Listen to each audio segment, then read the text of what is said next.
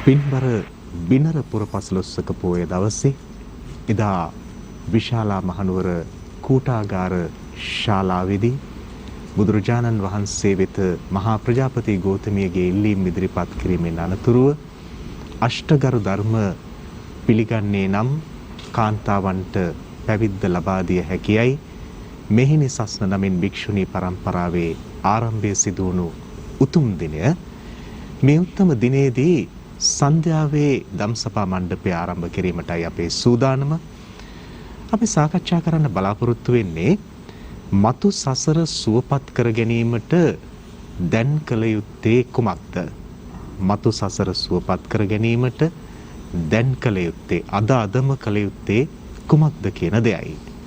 අපේ ප්‍රාර්ථනාවක් බලාපොරොත්තුවක් තියෙනවා සතර අපායේ නොවැටිලා ඊළඟ ආත්ම භාවය උතුම් මනුෂ්‍යාත්ම භාවයක් අපට ලැබෙනවා නම් එහෙම නැත්නම් දිව්‍යාත්ම භාවයක් දක්වා තවදුරටත් අපට ඉහළට යන්න හැකියාවක් තියෙනවා නම් මෙවැනි ප්‍රාර්ථනා තියෙනවා.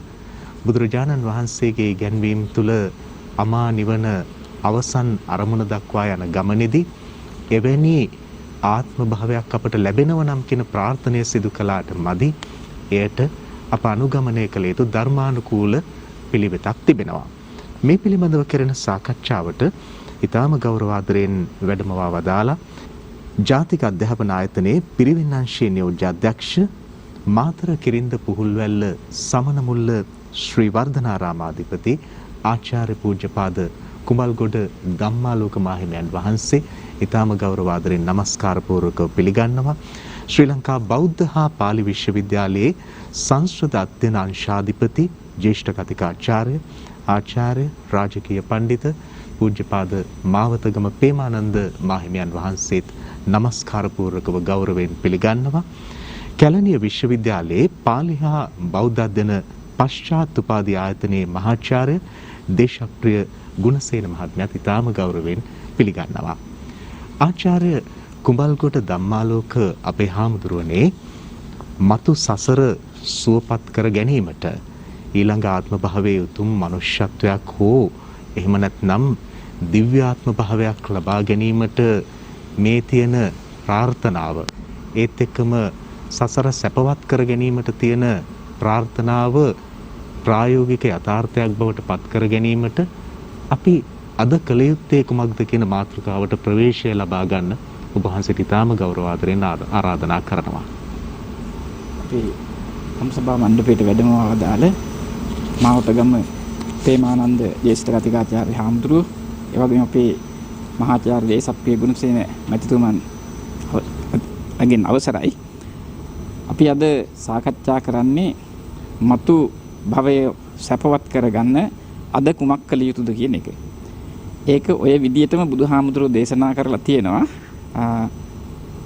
කුඩා දේවල් අතාරින්න ලොකු සුවයක් අපේක්ෂාවෙන් කියලා. එතකොට මේ සසරේ අපි දැන් මේ ඉඳගෙන කරනු ලබන බොහෝ දේවල් බොහොම කුඩා සුළු දේවල්. ඒ සුළු දේවල් අතාරින්න කෙනාට විශාලම සුවයක් ලබා ගන්න පුළුවන්. බුදුහාමුදුරුවෝ පෙන්වපු විශාලම සුවය තමයි නිවන. එතකොට නිවනෙන් මෙපිට අපි මේ භෞතික ලෝකයේ මමය මගේය කියලා අල්ලගනිපු ಜಾති තියෙනවා. ඒවා අතහැරගෙන ගියහම සසර අවසන් වෙලා ඊටාම විශිෂ්ටතම වූ සුවයටපත් වෙන්න පුළුවන්.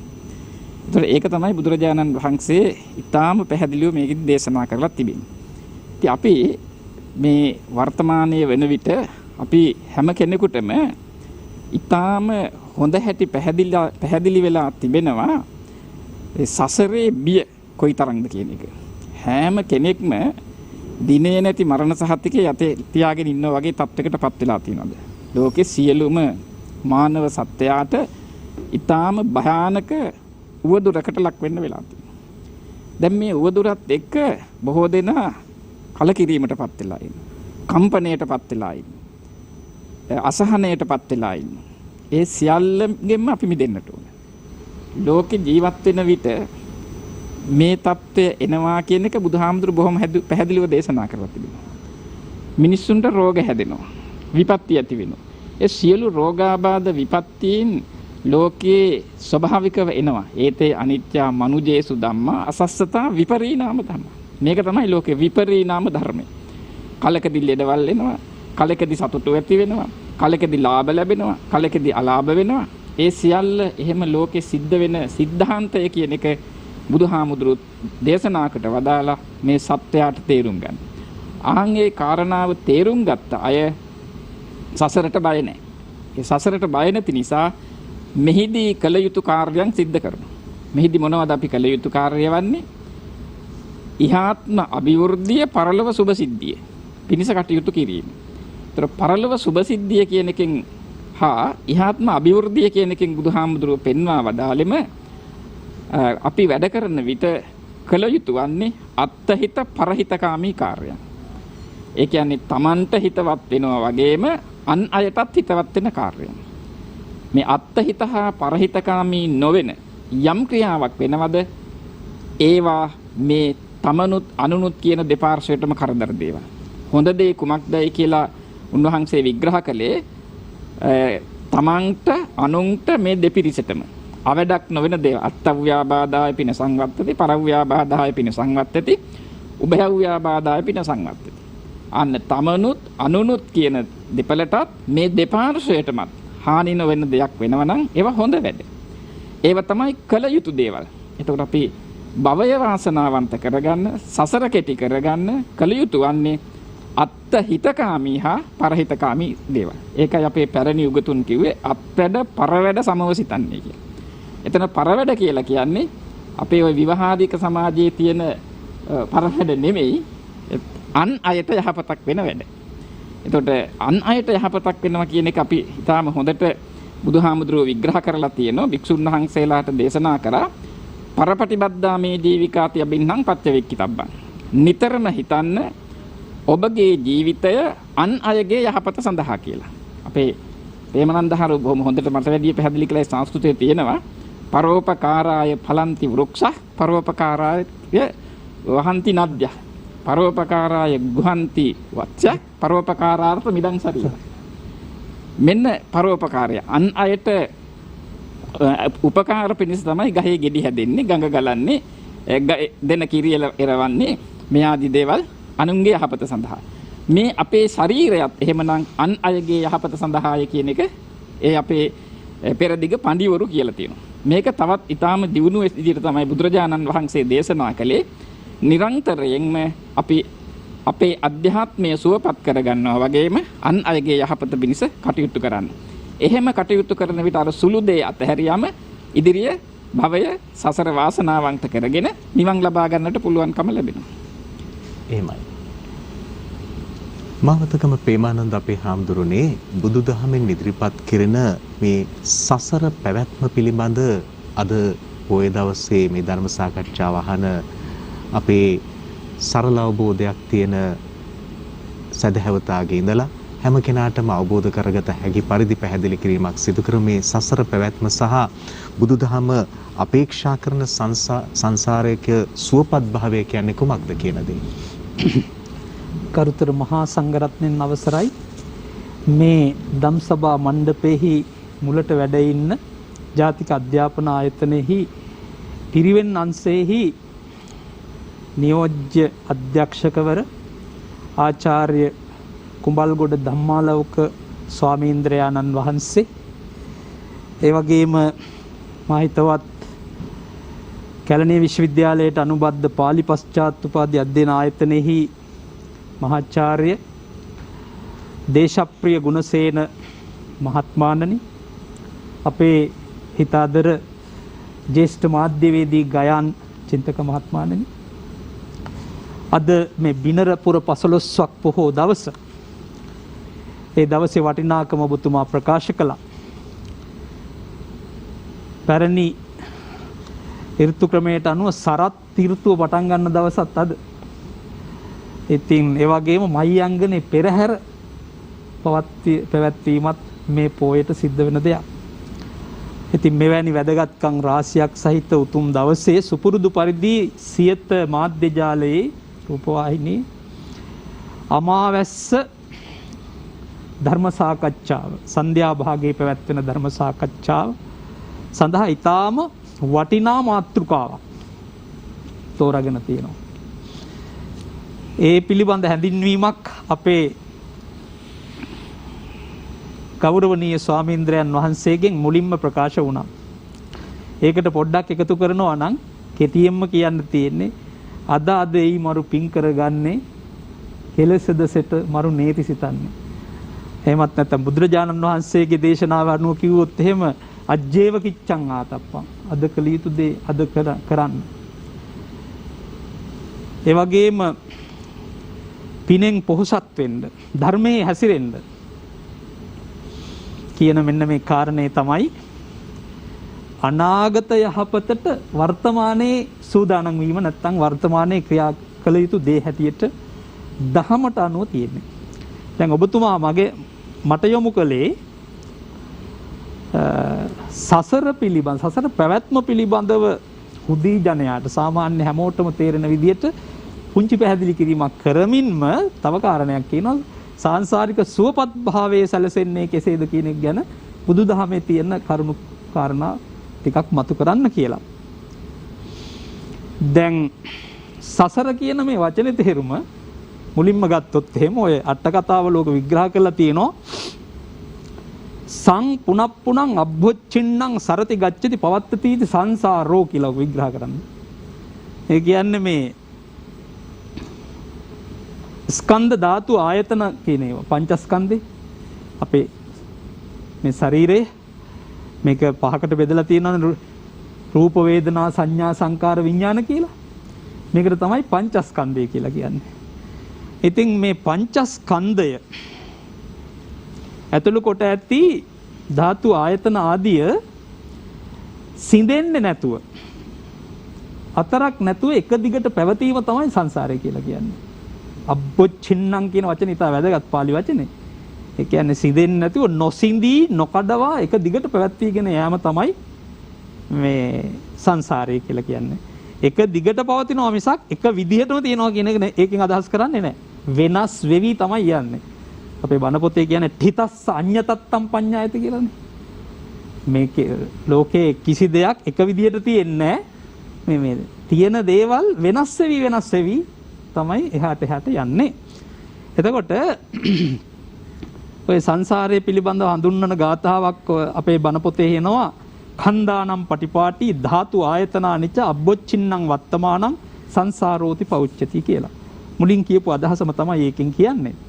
මේ ස්කන්ධ ධාතු ආයතන ආදී නොසිදී පැවැත්ම කියන එකයි.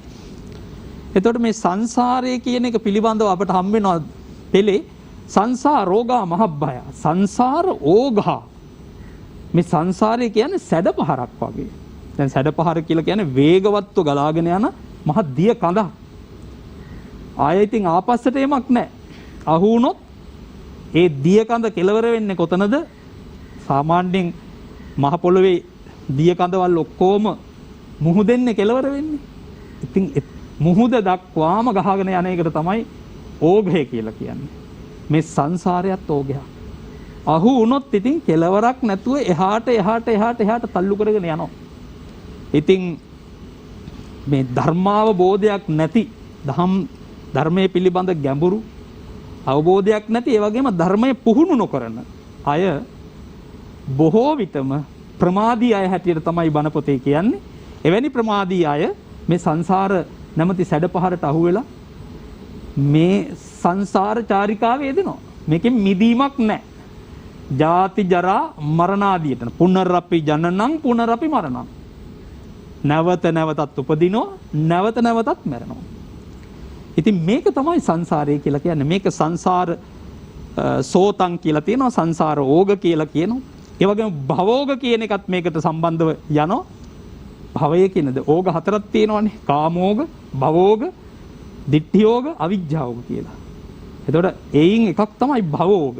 ඒ කියන්නේ භවයෙන් භවයට උප්පත්තියෙන් උප්පත්තියට යාම. ඒක සැඩපහරක්. ඉතින් ඕකට අපි අහු වෙලා ඉන්නේ. ඔයින් මිදෙන්න තමයි බුද්ධ ආදී උතුමන් වහන්සේලා ලෝකෙට පහළ වෙලා චතුරාර්ය සත්‍ය ධර්මයේ දේශනා කරන්නේ. ඒ වගේම ওই මිදීමේ මාර්ගයේ හැටියට ආර්ය අෂ්ටාංගික මාර්ගය පෙන්වා දෙන්නේ ඒ නිසායි. ඒ නිසා ඒ වගේම මේ භික්ෂුව කියන වචනේ භික්ෂුන් වහන්සේ කියන වචනේ විග්‍රහ කරද්දී කියනවානේ මේ සංසාරයේ භයං ඉක්කතිති භික්ඛු කියලා. සසර බිය දකින්න කෙනා. ඒකෙන් අදහස් කරන්නේ ගිහි අය දකින්නේ නැහැ කියලා. සසර බිය හොඳටම දැකලා එයින් මිදීම සඳහා ඉක්මන් මගක් හංසයා වගේ වේගවත් මාර්ගයක් වෙත යොමු වෙච්ච කෙනා තමයි වේගවත් ප්‍රතිපදාවක් වෙත යොමු වෙච්ච කෙනා තමයි භික්ෂුව කියලා කියන්නේ. ඉතින් ওই වගේ හුඟක් කියමන් මේ සංසාරය පිළිබඳව තිබෙනවා. අපිට ඊළඟට මේ ඔබතුමා අහපු ප්‍රශ්නේ දෙවෙනි කොටස සාංශාරික සැපවත් බව, සුවපත් භාවයේ සාර්ථකත්වය සඳහා මේ සුවපත් වීම පිළිබඳව මේ සාංශාරික සාර්ථකත්වය පිළිබඳව මේ බුදුදහමේ කියවෙන ඉගැන්වීම. මුලින්ම කියන්න ඕන කාරණයක් තියෙනවා අච්චරා සංඝාත මච්ඡම්පිතේ භික්ඛු භවං වන්නේ. බුදුහාරෝ දේශනා කරනවා මානෙනි මම අසුරුසනක් ගහන තරම්වත් අසුරුසනට යන කාලෙම තමයි ඇසිපිල්ලම ගහන්නත් යන්නේ. අපිට ඒ නිසා ඇසිපිල්ලමත් ගන්න පුළුවන්. ඇසිපිල්ලමක් ගහන කාලයක් තරම්වත් අසුරුසනක් ගහන කාලයක් තරම්වත් මම මේ සසර ගැන වර්ණනා කරන්නේ නැහැ කියනවා. يعني සසර කියන්නේ ඉන්න ඕන තැනක් නෙවෙයි. මේක රැඳෙන්න ඕන තැනක් නෙවෙයි, මිදෙන්න ඕන තැනක් හැටියට මේකෙන් හැකි ඉක්මනින් මිදීම සඳහා අවශ්‍ය වැඩපිළිවෙල තමයි මේ ධර්මයේ කියන්නේ. හැබැයි මේකෙන් මිදීමට අපි කියන්නේ නිවන කියලා. එතකොට නිවන ඉලක්ක කරගෙන යම් ධර්මයක් අපි පුහුණු කරනවා නම්, යම් ප්‍රතිපදා මාර්ගයක යම් ප්‍රතිපත්තියක පිළිපදලා කටයුතු කරනවා නම්, හැබැයි නොදැනුවත්වම සංසාරේ සුවපත් වෙනවා. සංසාරේ සුවපත් කරගන්නවා කියලා අමුතුවෙන් වැඩ කිරීම නෙවෙයි තියෙන්නේ. නිවන ඉලක්ක කරගෙන නිවන සඳහා කටයුතු කිරීම කියන කාරණය. එතකොට දැන් අපේ මාතෘකාව කියනෝනේ මේ මතු සසර පැවැත්ම සුවපත් කර ගැනීම කියන කාරණේ. ඇත්තටම බුදුදහමෙන් මේ සසර පැවැත්මේදී අපි ලොකු රැකවරණයක් සහ ලොකු දියුණුවක් ඇති කර ගැනීම කියන කාරණය පිළිබඳව මේ ධර්මයේ ඕන තරම් තියෙනවා. දැන් අපි චුල්ලකම්ම විභංග සූත්‍රයට ගියොත් එහෙම සුබ ප්‍රශ්න 14ක් අහනවානේ. මේ ලෝකේ මිනිසුන්ගේ වෙනස්කමක් පේනවා. ඒ වෙනස්කම් ඇති වෙන්න හේතුව මොකද්ද? සමහර අයට ආයුෂ අඩුයි, සමහර අයට ආයුෂ වැඩි. සමහර අයට ලෙඩ අඩුයි, සමහර අයට ලෙඩ වැඩි. ওই විදිහට ප්‍රශ්න 14ක් අහනවා. එයින් එක පැත්තක් මේ නිෂේධනාත්මකව නැත්තම් මේ අසුබ පැත්ත, අනිත් පැත්ත මේ ධනාත්මක පැත්ත. ඒ කියන්නේ අකාලේ මිය යෑම, ඒ වගේම දීර්ඝායුෂ භුක්ති විඳලා මිය යෑම. එතකොට අපිට ගන්න තියෙන දීර්ඝායුෂ භුක්ති විඳලා මිය යෑම තමයි ධනාත්මක පැත්ත, හොඳ පැත්ත. එතකොට බුදුරජාණන් වහන්සේ ඒකෙදී දේශනා කරනවා ඉදපන මානව ඒකච්චෝ පානාතිපාතා පටිවිරතෝ හෝති නීත දණ්ඩෝ නීත සත්තෝ ලජ්ජී දයාපන්නෝ සබ්බපාන භූතේසු හිතානුකම්පී විහෙර. සෝ ඒවං සමත්තේන සමාදින්නේන කායස්ස බේදා පරම්මරණා සග්ගං ලෝකං උප්පජ්ජති. එතකොට අපේ ධර්මයේ තියෙන එකක් ඔය සග්ගං ලෝකං කියලා කියන්නේ දිව්‍ය ලෝකෙ උපදිනවා. කවුද? යම් කිසි කෙනෙක් ප්‍රාණඝාතයෙන් පරපණ නැසීමෙන් සතුන් නැසීමෙන් වලකිනවද? නීත දණ්ඩෝ දඬු මුගුරු ගන්නෙ නැහැ කාටවත් රිදවන්න. නීත සත්තු අවියායුධ ගන්නෙ නැහැ. ලැජ්ජී සත්තුන්ගේ ජීවිත තොර කරන්න ලැජ්ජාව තියෙනවා. පව්කාරකම් කරන්න ලැජ්ජයි. ලැජ්ජී දයාපන්නෝ දයාබර හිතක් තියෙන්නේ. දයාව නිතරම හදවතේ තියෙනවා. ලැජ්ජී දයාපන්නෝ නීත දණ්ඩෝ ලැජ්ජී දයාපන්න සබ්බපාන භූතේසු හිතානුක සියලු ප්‍රාණීන් කෙරෙහි සියලු සතුන් කෙරෙහි හිතවත්. ඒ වගේම අනුකම්පාව තියෙනවා. අන්න එහෙම කෙනා කය බිඳි මේ ජීවිතේ අතහැරලා පරලොව ගියපුවාම ගිහින් උපදින්නේ කොහෙද? සග්ගං ලෝකං උප්පජ්ජති ස්වර්ග ලෝකෙ උපදිනවා. දැන් එතකොට බලන්න බුදුදහමේ දිව්‍ය ලෝක පිළිබඳව තියෙනවා. දැන් අපි දන්නා පරිදි කවුරුත් දිව්‍ය ලෝක 6ක් පිළිබඳව උගන්වනවානේ. අපට ළඟින්ම තියෙන එක තමයි චාතුම් මහරජකේ තාවතින්සේ ඊළඟට යාමයේ තුසිතේ නිම්මාන රති පරිනිම්මිත වසවත්ති. ඕවගේ ආයු කාල පහ බුදුහාර දේශනා කරලා තියෙනවා. දැන් චාතුම් මහරජකේ ගත්තාම අපේ ගයන් මහත්මයා ශ්‍රාවක පින්වත්නි මේ චාතුම් මහරජකේ එක දවසක් කියලා කියන්නේ මනුෂ්‍ය ලෝකේ අවුරුදු 50ක්. එහෙ පරමායුෂ අවුරුදු 500යි. මනුෂ්‍ය වර්ෂ ප්‍රමාණයෙන් 90 ලක්ෂයයි. ඒ වගේම තාවතින්සේ ඊළඟට තියෙන්නේ. තාවතින්සේ එක දවසක් කියලා කියන්නේ මනුෂ්‍ය ලෝකේ අවුරුදු 100ක්. එහෙම අවුරුදු 1000ක් පරමායුෂයේ. දිව්‍ය වර්ෂ 1000යි. එතකොට මනුෂ්‍ය වර්ෂ ප්‍රමාණයෙන් කිව්වොත් එහෙම 3 කෝටි 60 ලක්ෂයයි. තාවතින්සේ. යාමයේ ඒකේ දෙගුණේ දිව්‍ය වර්ෂ 2000යි. මනුෂ්‍ය වර්ෂ ප්‍රමාණයෙන් කිව්වොත් එහෙම මේ 14 කෝටි 40 ලක්ෂයයි. තාවතින්සේ. යාමයේ 4000යි දිව්‍ය වර්ෂ. මනුෂ්‍ය වර්ෂ ප්‍රමාණයෙන් කිව්වොත් එහෙම 57 කෝටි 60 ලක්ෂයයි. ඔය විදිහට සියල්ලම අපිට කියන්න පුළුවන් මේ දිව්‍ය වර්ෂ. ඉතින් ඔය විදිහට බුදුහාරෝ අර ස්වර්ගගාමී දෙව්ලොවට යෑම. ඇත්තටම මේ සසරදී අපේ නැමුරුව හුඟා තියෙන්නේ කොහටද? සතර අපායට. ඔය දේශනාවේ සඳහන් වෙනවා පමත්තස්ස චත්තාරෝ අපායා නාම සකගේහ සදිසා කියලා. කුසල ධර්මයන් යෙදීමට ප්‍රමාදී අයට මේ සතර අපාය කියන එක හරියට මහගෙදර වගේ. Taman හදාගත්ත ස්ථිර පදිංචි ස්ථානේ. එහෙමයි. ඒ නිසානේ බුදුහාමුදුරුවෝ මේ මනුෂ්‍ය ලෝකේ දැන් අපේ මාතෘකාවේ එක පැත්තක් තමයි දිව්‍ය ලෝකේ යනවා මනුෂ්‍යාත්ම භාවයක් ලබා ගැනීම කියන්නේ. ඒතර මනුෂ්‍ය ලෝකේ උපදිනවා කියන එකත් කොහොමද? කිච්චෝ මනුස්ස ප්‍රතිලාභෝ. නැත්තම් දුර්ලභංච මනුස්සත්තං. ඔය වගේ දේශනා තියෙන අමාරු දෙයක්. අර ගෙන් කන කැස් පෑව වියසුදිරෙන් අහස දකින්න වගේ කියලා. ඉතින් ඕකත් විස්තර කරන්න ඕන උපමාවක්. ඉතින් මේ කවුරුත් ඔක දන්නවා. එතකොට ගයන් මහත්මයා ඔබතුමා ඇසු පරිදි මේ දිව්‍ය ලෝක පිළිබඳව බුදුදහමේ විවිධ තැන්වල කියවිලා තියෙනවා. දැන් සග්ගං ලෝකං කියලා මම කිව්වා. තව එකක් තමයි යතහබතං නික්කිට්තෝ එවං සග්ගේ.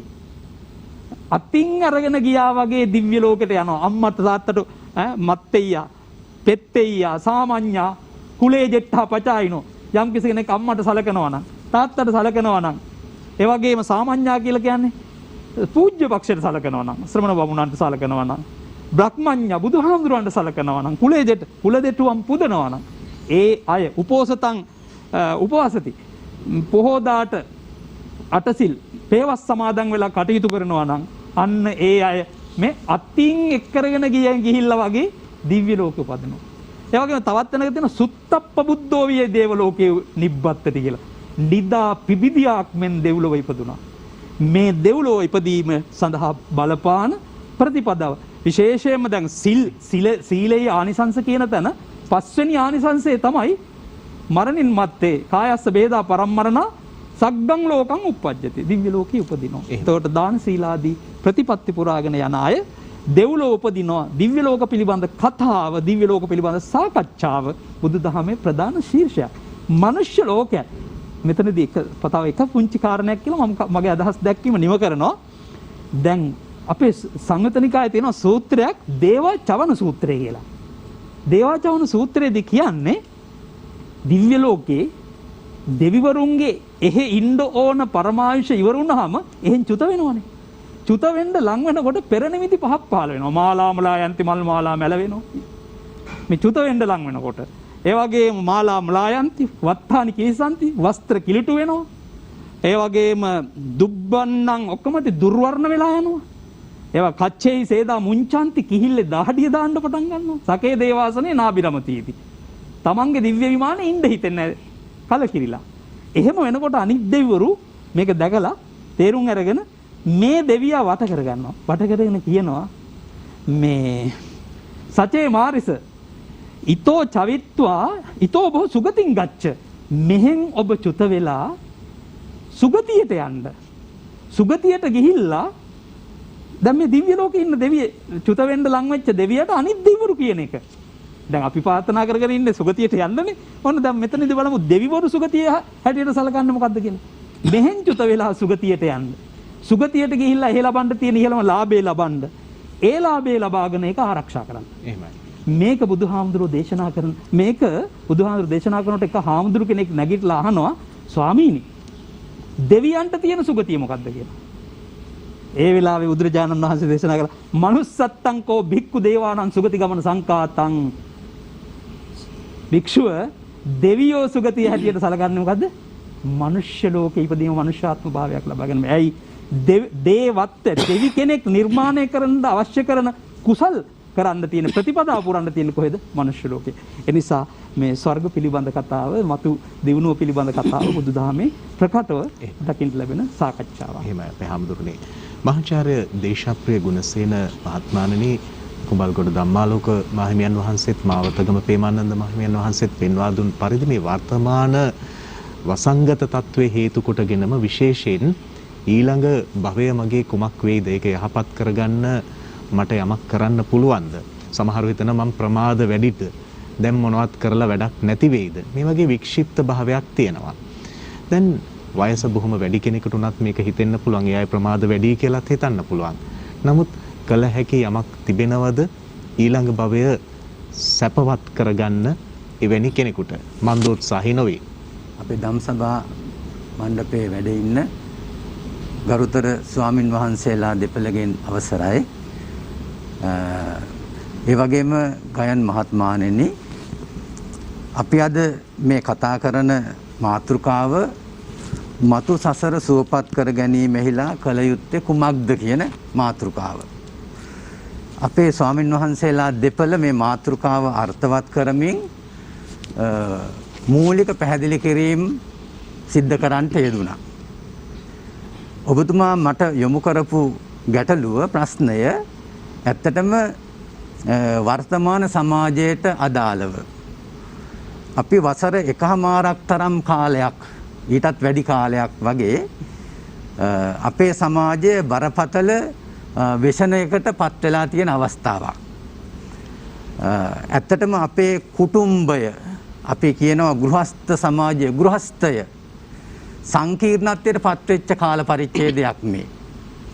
එතකොට ඒ ගෘහස්තය තුල මේ කියන අවුරුදු 1මාරකට දෙකකට ආසන්න කාලය තුල ගෘහස්තයේ අඹුසැමියන් ගෙදෙට්ට කොටු වෙලා ඉන්නවා. රැකී ආරක්ෂාවලට යාය ගන්න බැරිව. ඒ වගේම වෙලහෙළඳාම් කරන අයට වෙලහෙළඳාමට ඉඩකඩ අවස්ථාව ඇහිරිලා තියෙනවා. ඒ වගේම පාසල් අධ්‍යාපනය ලබන දූ දරුවන්ට ඒ අධ්‍යාපනයට අවහිරතා වැටකඩලු පැමිණලා තියෙනවා. ඒ වගේම පොහොයට පෙහෙවස් සමාදන් වෙලා ගුණවත් ජීවිත ගත කරන්නට යොමු වෙච්ච වැඩිහිටියන්ට පොහොය පෙහෙවස් සමාදන් වීමට අවස්ථාවක් නැතුව ගෙදරට කොටු වෙලා තියෙනවා. ඒ වගේම ඒ වැඩිහිටියන් තමන්ගේ රෝගාබාධ වෙනුවෙන් රෝහල්ගත වෙලා බෙහෙත් හේත් ගැනීම ඒවා සියල්ල සීමා සහිත වෙලා තියෙනවා. ඒ නිසා අද අපේ ගෘහස්තය අතිශයින්ම සංකීර්ණ තැනකට පත් වෙලායි තියෙන්නේ. එතකොට ඒ ගෘහස්තය සංකීර්ණත්වයට පත්වීම තුලම සමහර විට අපි විශාල ගෘහස්ත හැටියට නැතුව සමහර විට අපි හිතුවොත් එහෙම කාමර දෙකකින් යුක්ත ගෘහස්තයක මේ සියල්ලෝම එකට කොටු වුණාම, ගොනු වුණාම මේ අඹුසැමියන්, දෙමාපියන්, දූ දරුවන් අවුරුදු 1මාරක් තරම් කාලයක් මේ විදිහට කොටු වෙලා කටයුතු කිරීම තුළ සංකීර්ණත්වය කියන එක අතිශයින්ම වැඩි, ප්‍රබලයි. ඔවුනොවුන්ගේ ගැටලු ඔවුනොවුන් විසින්ම දැන් ඉවසා දරා ගැනීමට පත්වෙන තැනට තමයි ඇවිත් තියෙන්නේ. ඒ නිසා ඔබතුමා යොමු කළේ එතකොට මෙබඳු කාල පරිච්ඡේදයක මතු සසර පිළිබඳව තියෙන බලාපොරොත්තුව කුමක්ද? මේ සඳහා අපිට කදිම සූත්‍ර දේශනාවක් මතු කරන්න පුළුවන්කම තියෙනවා. ඉතිඋත්තක පාළියේ මා පුඤ්ඤබහායි සූත්‍රය. මා පුඤ්ඤබහායි සූත්‍රය තුල බුදුරජාණන් වහන්සේ දේශනා කරන මා භික්කවේ පුඤ්ඤානම් භායිත්ත. මහණෙනි පිනට බිය නොවව්. මහණෙනි පිනට බිය නොවව්. සුකස්සේතම් භික්කවේ අදිවචනං. ඉත්තස්ස කන්තස්ස පියස්ස මනාපස්ස යදිදං පුඤ්ඤානි. මහණෙනි පිනට බිය නොවව්. ඊගාවට සුකස්සේතං භික්කවේ අදිවචනං. මහණෙනි පිනට කියන තව යෙදුමක් තමයි සැපය කියන එක. මම හිතනවා අපේ ස්වාමීන් වහන්සේ, අපේ මාවතගම ප්‍රේමානන්ද ස්වාමීන් වහන්සේ මේ පිළිබඳව තහවුරු කරනවා ඇති. එතකොට මෙතෙන්දී බුදුරජාණන් වහන්සේ පැහැදිලි කරනවා ප්‍රිය වූ කැමති වූ මේ අපි සැපයට තමයි කැමති. අපි ප්‍රිය කරන්නේ සැපයට. ඒ නිසා ඒ සැපයට කියන තව වචනයක් තමයි මේ පින කියන එක. පුඤ්ඤාන කියන එක. එතකොට උන්වහන්සේ බුදුරජාණන් වහන්සේ දේශනා කරනවා මහණෙනි මම මේ කාරණාව පැහැදිලි කරන්නේ මතු කරන්නේ ඔබ වහන්සේලාට පිනට බිය නොවු කියලා හිතා මම පැහැදිලි කරන්නෙම මේ අත්දැකීම තුළින් මං අත්දැකීමෙන් ලබාපු මගේ ජීවිතයෙන් ලබාපු මේ පිනේ ප්‍රතිඵල පිනේ ආනිසංස භුක්ති විඳපු කෙනෙක් නිසා තමයි මම මේක පැහැදිලි කරන්නේ. එතකොට එතෙන්දී බුදුරජාණන් වහන්සේ තවදුරටත් පැහැදිලි කරනවා සසර ජීවිතයේදී අපේ ස්වාමින් වහන්සේ මුලින් සසර කියන එක පැහැදිලි කරන්න යෙදුන කදිම විදිහට. සසර ජීවිතයේදී බෝධිසත්ව අවධිය තුල එක දිගට දින 7ක් මෛත්‍රී චිත්තයම ප්‍රගුණ කළා. මං හිතනවා මේ අද අපි ගත කරන මේ ගයන් මහත්මයාගේ ගැටලුවත් එක්කම අපිට මේක සම්බන්ධ කරගන්න පුළුවන්. බෝධිසත්ව ආදර්ශය තමයි මේ මතුවෙන්නේ. එක දිගට දින 7ක් මෛත්‍රී චිත්තය ප්‍රගුණ කළා. එතකොට මෛත්‍රී චිත්තය කියලා කියන්නේ ඇත්තටම මෙත්තා භාවනාවනේ. මේ මෙත්තා භාවනාව. එතකොට මෛත්‍රී භාවනාව වැඩිම කියන එක අපේ සමාජයට අලුත් දෙයක්, නුහුරු දෙයක් නෙමෙයි. මෛත්‍රිය වඩන්න පුළුවන්. බුදුරජාණන් වහන්සේගේ දේශනාවේ සඳහන් වෙන්නෙම අසුරු සනක් දසන කාලයක් නමුත් මෛත්‍රිය වඩනවා නම් ඒකම ඇති මේ සසර සුවපත් කර ගැනීම සඳහා.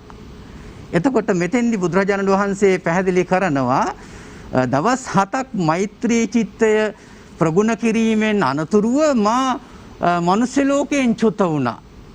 චුත වෙලා හිටන් බ්‍රහ්මකායික බ්‍රහ්මයන් අතර තමයි උප්පත්තිය ලැබුවේ. එතකොට බ්‍රහ්මකායික බ්‍රහ්මයන් අතර උප්පත්තිය ලැබලා ඒ බ්‍රහ්මයන් අතරත් මම ශ්‍රේෂ්ඨත්වයටපත් වුණා. ඒ නිසා මහා බ්‍රහ්ම නමින් තමයි හඳුන්වන්නේ. ඊළඟට ඒ විදිහට එබඳු ආත්ම වාර මහා බ්‍රහ්ම තත්ත්වයටපත් වෙච්ච අවස්ථා 36ක් පිළිබඳව මේ සූත්‍රයේ මතු කරනවා. ඒ වගේම චක්කවර්ති රාජා කියලා කියන්නේ සක්විති රජකම කියන්නේ ඇත්තටම ඉහළම ගිහියෙක් හැටියට ලබන්න පුළුවන් ඉහළම සැප සම්පත් ලබන තැන තමයි සක්විති රජක. එතකොට රාජා චක්කවර්ති සක්විති රජකම මං 7 වරක් ලබලා තියෙනවා. ඒ කුමකවත් හේතුවකින් නෙමෙයි මා කාරණා 3ක් සසර ජීවිතේ ප්‍රගුණ කරලා තියෙනවා. ඒ එක කාරණාවක් තමයි මෛත්‍රී චිත්තය ප්‍රගුණ කිරීමේ ආනිසංස වශයෙන් තමයි බ්‍රහ්මකායික බ්‍රහ්මයන් අතර උප්පත්තිය ලැබුවේ. ඒ වගේම දානස්ස දමස්ස සංයතස්ස දන් දීමේ ආනිසංසය කියන එක කාරණාවක්. එතකොට මේ දන් දීම කියන එකත් අපේ සමාජයට නුහුරු දෙයක් නෙමෙයි. අපේ සමාජයේ දන් දෙනවා කියන එක ඇත්තටම බොහොම කැමැත්තෙන් ප්‍රියතාවයෙන් ඉදිරිපත් වෙලා කරන දෙයක්. නමුත් අද අපිට දාණයට මේ වැට මේ සීමා පැවරිලා තියෙන්නේ. වැට කඩළු පැනවිලා තියෙන්නේ. මොකද යන්න එන්න පුළුවන්කමක් නැහැ, අවස්ථාව නැහැ. විහාරස්ථානයේ ස්වාමින් වහන්සේට දන් පිරිනමන අවස්ථාව පවා බොහෝ දායක පින්නතුන්ට ඇහිරිලා තියෙනවා. මේ සෞඛ්‍ය ගැටලුව නිසා. නමුත් පරිත්‍යාගය කියන එක අපිට ජීවිතේ හැම වෙලේම ප්‍රගුණ කරන්න පුළුවන්, දියුණු කරන්න පුළුවන්. සමාජයේ දුගී මගී යාචකයින්ට යමක් දුන්නත් ඒක දානයයි. ඒ වගේම සිල්වත් ගුණවත් උතුමන් වහන්සේට පූජා කිරීම ඒකත් දානයයි. එතකොට දානය කියන එක කාරණාවක්. දෙවෙනි එක තමයි සංයතස්ස ආත්ම සංයමය කියන එක, කායික වාචසික සංවරය කියන එක, සංයමය කියන එක. එතකොට ඒක ඇත්තටම පෞද්ගලිකව මේ අපි කතා කරන මේ කාල පරිච්ඡේදය තුළ ගෙදෙට්ට කොටු වෙලා ඉන්න කුඩා දරුවන්ටත් පුළුවන් ආත්ම සංයමය ඇති කරගන්න පුළුවන් සංවර භාවය. වැඩිහිටියන්ටත් පුළුවන් සංවර භාවය ඇති කරගන්න. ඒ වගේම අඹුසැමියන් හැටියට ගෘහයේ අධිපතියන්ටත් පුළුවන්කම තියෙනවා සංවර භාවය ඇති කරගන්න. කායික සංවරකම, වාචසික සංවරකම. අපි කතා කරනකොට කතා කරන වචනය මොන වගේ වචනයක්ද? අන්‍යයන් ප්‍රිය කරන වචනයක් නම් උන් අපිට ඒක සුදුසු වචනයක්. අපිට මේ වාචසික සංවරය තුළ කතා කරන්න පුළුවන්කම තියෙනවා. ඒ වගේම කායික සංවරය අපිට පුළුවන් නම් අපේ ගෞරවතර ස්වාමීන් වහන්සේ මුලින් පැහැදිලි කළා වගේ අර වරදයයි සලකනු ලබන සඳහන් කළානේ පානාතිපාතා පටිවිරතෝ හෝති නිහිත දණ්ඩෝ නිහිත සත්තෝ ලජ්ජී දයාපන්නෝ සබ්බපාන භූත හිතානුකම්පී විහෙරති. එතකොට ප්‍රාණඝාතයෙන් වැළකීම, අදත්තා දාණයෙන් වැළකීම ආදී සඳහන් කරන මේ කියන අකුසල වලින් වැළකීලා ජීවත් වෙන්න පුළුවන් නම් අන්න ඒක ඉන්ද්‍රිය මේ දමනය හැටියට සංවරය හැටියට සලකන්න පුළුවන්කම තියෙනවා. ඒ වගේම ගයන් මහත්මයා බුදුරජාණන් වහන්සේ දේශනා කරනවා ඇත්තටම මේ ඉන්ද්‍රිය සංවරය, ඉන්ද්‍රිය දමනය, ඉන්ද්‍රිය දමනය තුන්වෙනි කාරණාව හැටියට. එතකොට ඉඳුරන්ගේ සංවර භාවය කිව්වහම අපි දැන් ඇත්තටම මේ ඉන්ද්‍රිය 6කින් අරමුණු 6ක් ඔස්සේ තමයි අපි සමාජ සම්බන්ධතා ගොඩනගා ගන්නෙ, ගනුදෙනු කරන්නේ. ඒ නිසානේ අපි ජීවත් වෙනවයි කියලා කියන්නේ. මේ අභ්‍යන්තර ඉන්ද්‍රිය 6 තිබුණටම එහි සක්‍රීය බව නැත්නම් අපි ජීවත් වෙනවයි කියලා කතා කරන්නේ. නමුත් ඒ අභ්‍යන්තර ඉන්ද්‍රිය 6 සක්‍රීය භාවය තුළ බාහිර ලෝකයෙන් ගන්න ආරම්මනත් එක්ක අපි නිරන්තරයෙන්ම ගනුදෙනු කරනවා. එතකොට මේ ගනුදෙනුව තුළ තමයි අපි ජීවත් වෙනවයි කියලා කියන්නේ. ඒ හැම වෙලේම අපි ප්‍රිය දේ, කැමති දේ, ඒ වගේම ඇලෙන දේ අපි ග්‍රහණය කර ගන්නවා. දහමේ සඳහන් වෙන බුදුරජාණන් වහන්සේ පැහැදිලි කරනවා හරියට මේ ඉඳුරන්ගෙන් අපි ආරම්මන ලබා ගත යුත්තේ හරියට පෙරහනකට අනුවයි. පෙරහනකට අනුවයි. පෙරලා ගන්න දේවල් තමයි අපිට ජීවිතේට ඉතා වැදගත් වෙන්නේ, අවශ්‍ය වෙන්නේ. ඒ නිසා අපි සාමාන්‍යයෙන් කිරිගොට්ට කියන එක අපිට තියෙන හොඳ අත්දැකීමක්. මේ මුළු තැන්ගේ පාවිච්චි කරන කිරිගොට්ට පොල් කිරි මිරිකලා කිරි ටික පෙරලා ගන්නේ, රොඩු ටික ඉවත් කරන්නේ ගොට්ටෙන්. අන්න මේ කිරිගොට්ට වගේ අපේ ඉන්ද්‍රියන් පාවිච්චි කරන්න ඕනේ. ඒ සඳහා අපට තිබිය යුතු මේ ප්‍රධානම කාරණාව තමයි මේ ඒ කෙරෙහි තියෙන සතිය, අවධානය. අවධානයෙන් යුක්ත අපි වැරදි දේවල් වලින් ඉන්ද්‍රියන් පිනවනවද?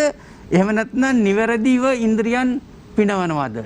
ඒ නිසා මෙන්න මේ කියන කාරණාවත් එක්ක දානය, ඉන්ද්‍රිය දමනය, ඒ වගේම සංයත භාවය කියන මේ කාරණා තුන මගේ සසර ජීවිතේ පුරුදු කරපු නිසා, නැවත නැවත වඩපු නිසා, නැවත නැවත සිදු කරපු නිසා, ජීවිතේ වැඩියෙන් බහුලව කරපු නිසා එහි ප්‍රතිඵල හැටියට මේ බ්‍රහ්මකායික තත්වයෙන් කටයුතු කළා කියන එක බුදුරජාණන් වහන්සේ දේශනා කරනවා. එහෙම දේශනා කරමින් උන්වහන්සේ පැහැදිලි කරනවා මහණෙනි පිනට බිය නොවව්.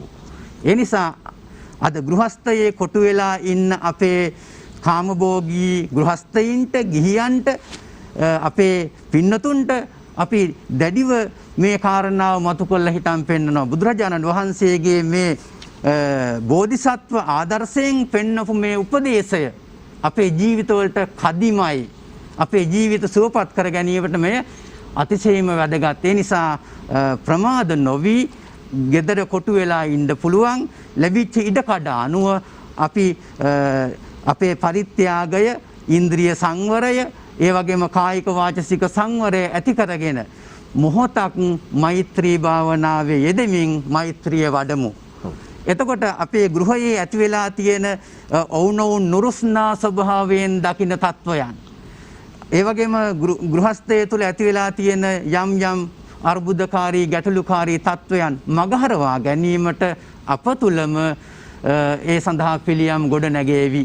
ඒ සඳහා කටයුතු කරන්න කියන උපදේශය මේ අවස්ථාවේදී මම මතු කරනවා. ඔබතුමාට ඊටම ස්තුතිවන්ත වෙනවා ප්‍රථම වටේ අදහස් දැක්වීමට. මහාචාර්ය දේශප්‍රිය ගුණසේන මහතාගේ අදහස් දැක්වීම, ආචාර්ය කුඹල්ගොඩ ධම්මාලෝක මාහිමියන් වහන්සේ, ඒ වගේම ජ්‍යෙෂ්ඨ කතිකාචාර්ය ආචාර්ය මාවතගම ප්‍රේමානන්ද මාහිමියන් වහන්සේත් දේශප්‍රිය ගුණසේන මහාචාර්යතුමාත් අපේ සාකච්ඡා මණ්ඩපයේ බිනර පොය දවසේ රැඳිලා සිටිනවා. අපි කෙටි විරාමයකින් පසුව නැවත හමු වෙමු. අපි සාකච්ඡා කරන්නේ මතු සසර සුවපත් කරගනු පිණිස අද කළ යුත්තේ කුමක්ද?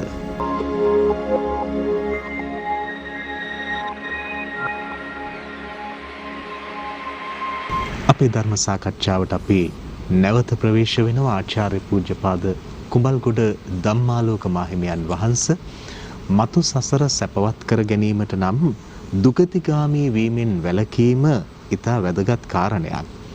දුගතිගාමී වීමෙන් වැළකීම පිණිස අපි අනුගමනය කළ යුතු ක්‍රියාපිළිවෙත කුමක්ද? ඒ සඳහා තිබෙන බෞද්ධ ඉගැන්වීම කෙසේද? දුගතිගාමී වේ කියලා කියන්නේ සසර දිගින් දිගටම හේතු වෙන අවස්ථාව. ඒ නිසා බුදුහාමුදුරුවෝ වදාළේ මූලික වශයෙන්ම සත්‍යය පින්දහම් කිරීමේදී දුගතියෙන් අත් මිදීමට. එහිදී බුදුහාමුදුරන්ගේ චරිතය තුළම අපිට දක්නට ලැබෙනවා. කිසිම දවසක බුදුහාමුදුරුවෝ හමු වුණු දැකපු නැති කොසල් රජතුමා බුදුහාමුදුරන්ගේ ළඟට ගිහින් කියනවා මම ඔබ වහන්සේ කෙරෙහි පැහැදුණු කරුණු තුනක් තියෙනවා. එකක් තමයි ඔබ වහන්සේ අතීතය ගැන සිහි කර කර කනගාටු වෙන්නේ නැහැ. ඒ වගේම ඔබ වහන්සේ අනාගතය ගැන කියව ඉන්නේ නැහැ. ඔබ වහන්සේ අද වැඩ කරනවා. අතීතං නානු සෝචන්ති නප්පජප්පන්ති නාගතං පච්චුප්පන්නේන යාපෙන්ති තේනවන්නෝ පසාදිත. ඒතර මේ අතීතයට නොහඬන අනාගතය ගැන ජප නොකරන කෙනෙකුට වර්තමානයේ සක්‍රීය කෙනෙක් බවට පත් වෙන්න පුළුවන්. වර්තමානයේ හොඳට නිවැරදිව සසර බිය දැකලා සසරේ තියෙන නිස්සාරභාවයේ වටහාගත්ත පුද්ගලයා වර්තමානයේ තුල සක්‍රීය වෙනවා. කෙනෙක් වර්තමානයේ තුල යහපත්ව සක්‍රීය වුණා නම් ඔහුගේ අනාගතයත් යහපත්. ඒ වගේම අතීතයත් යහපත්. මොකද වර්තමානයේ තමයි අතීතය බවට පත් වෙන්නේ. වර්තමානයේ සක්‍රීය වුණු කෙනාගේ තමයි අනාගතය හොඳ වෙන්නේ.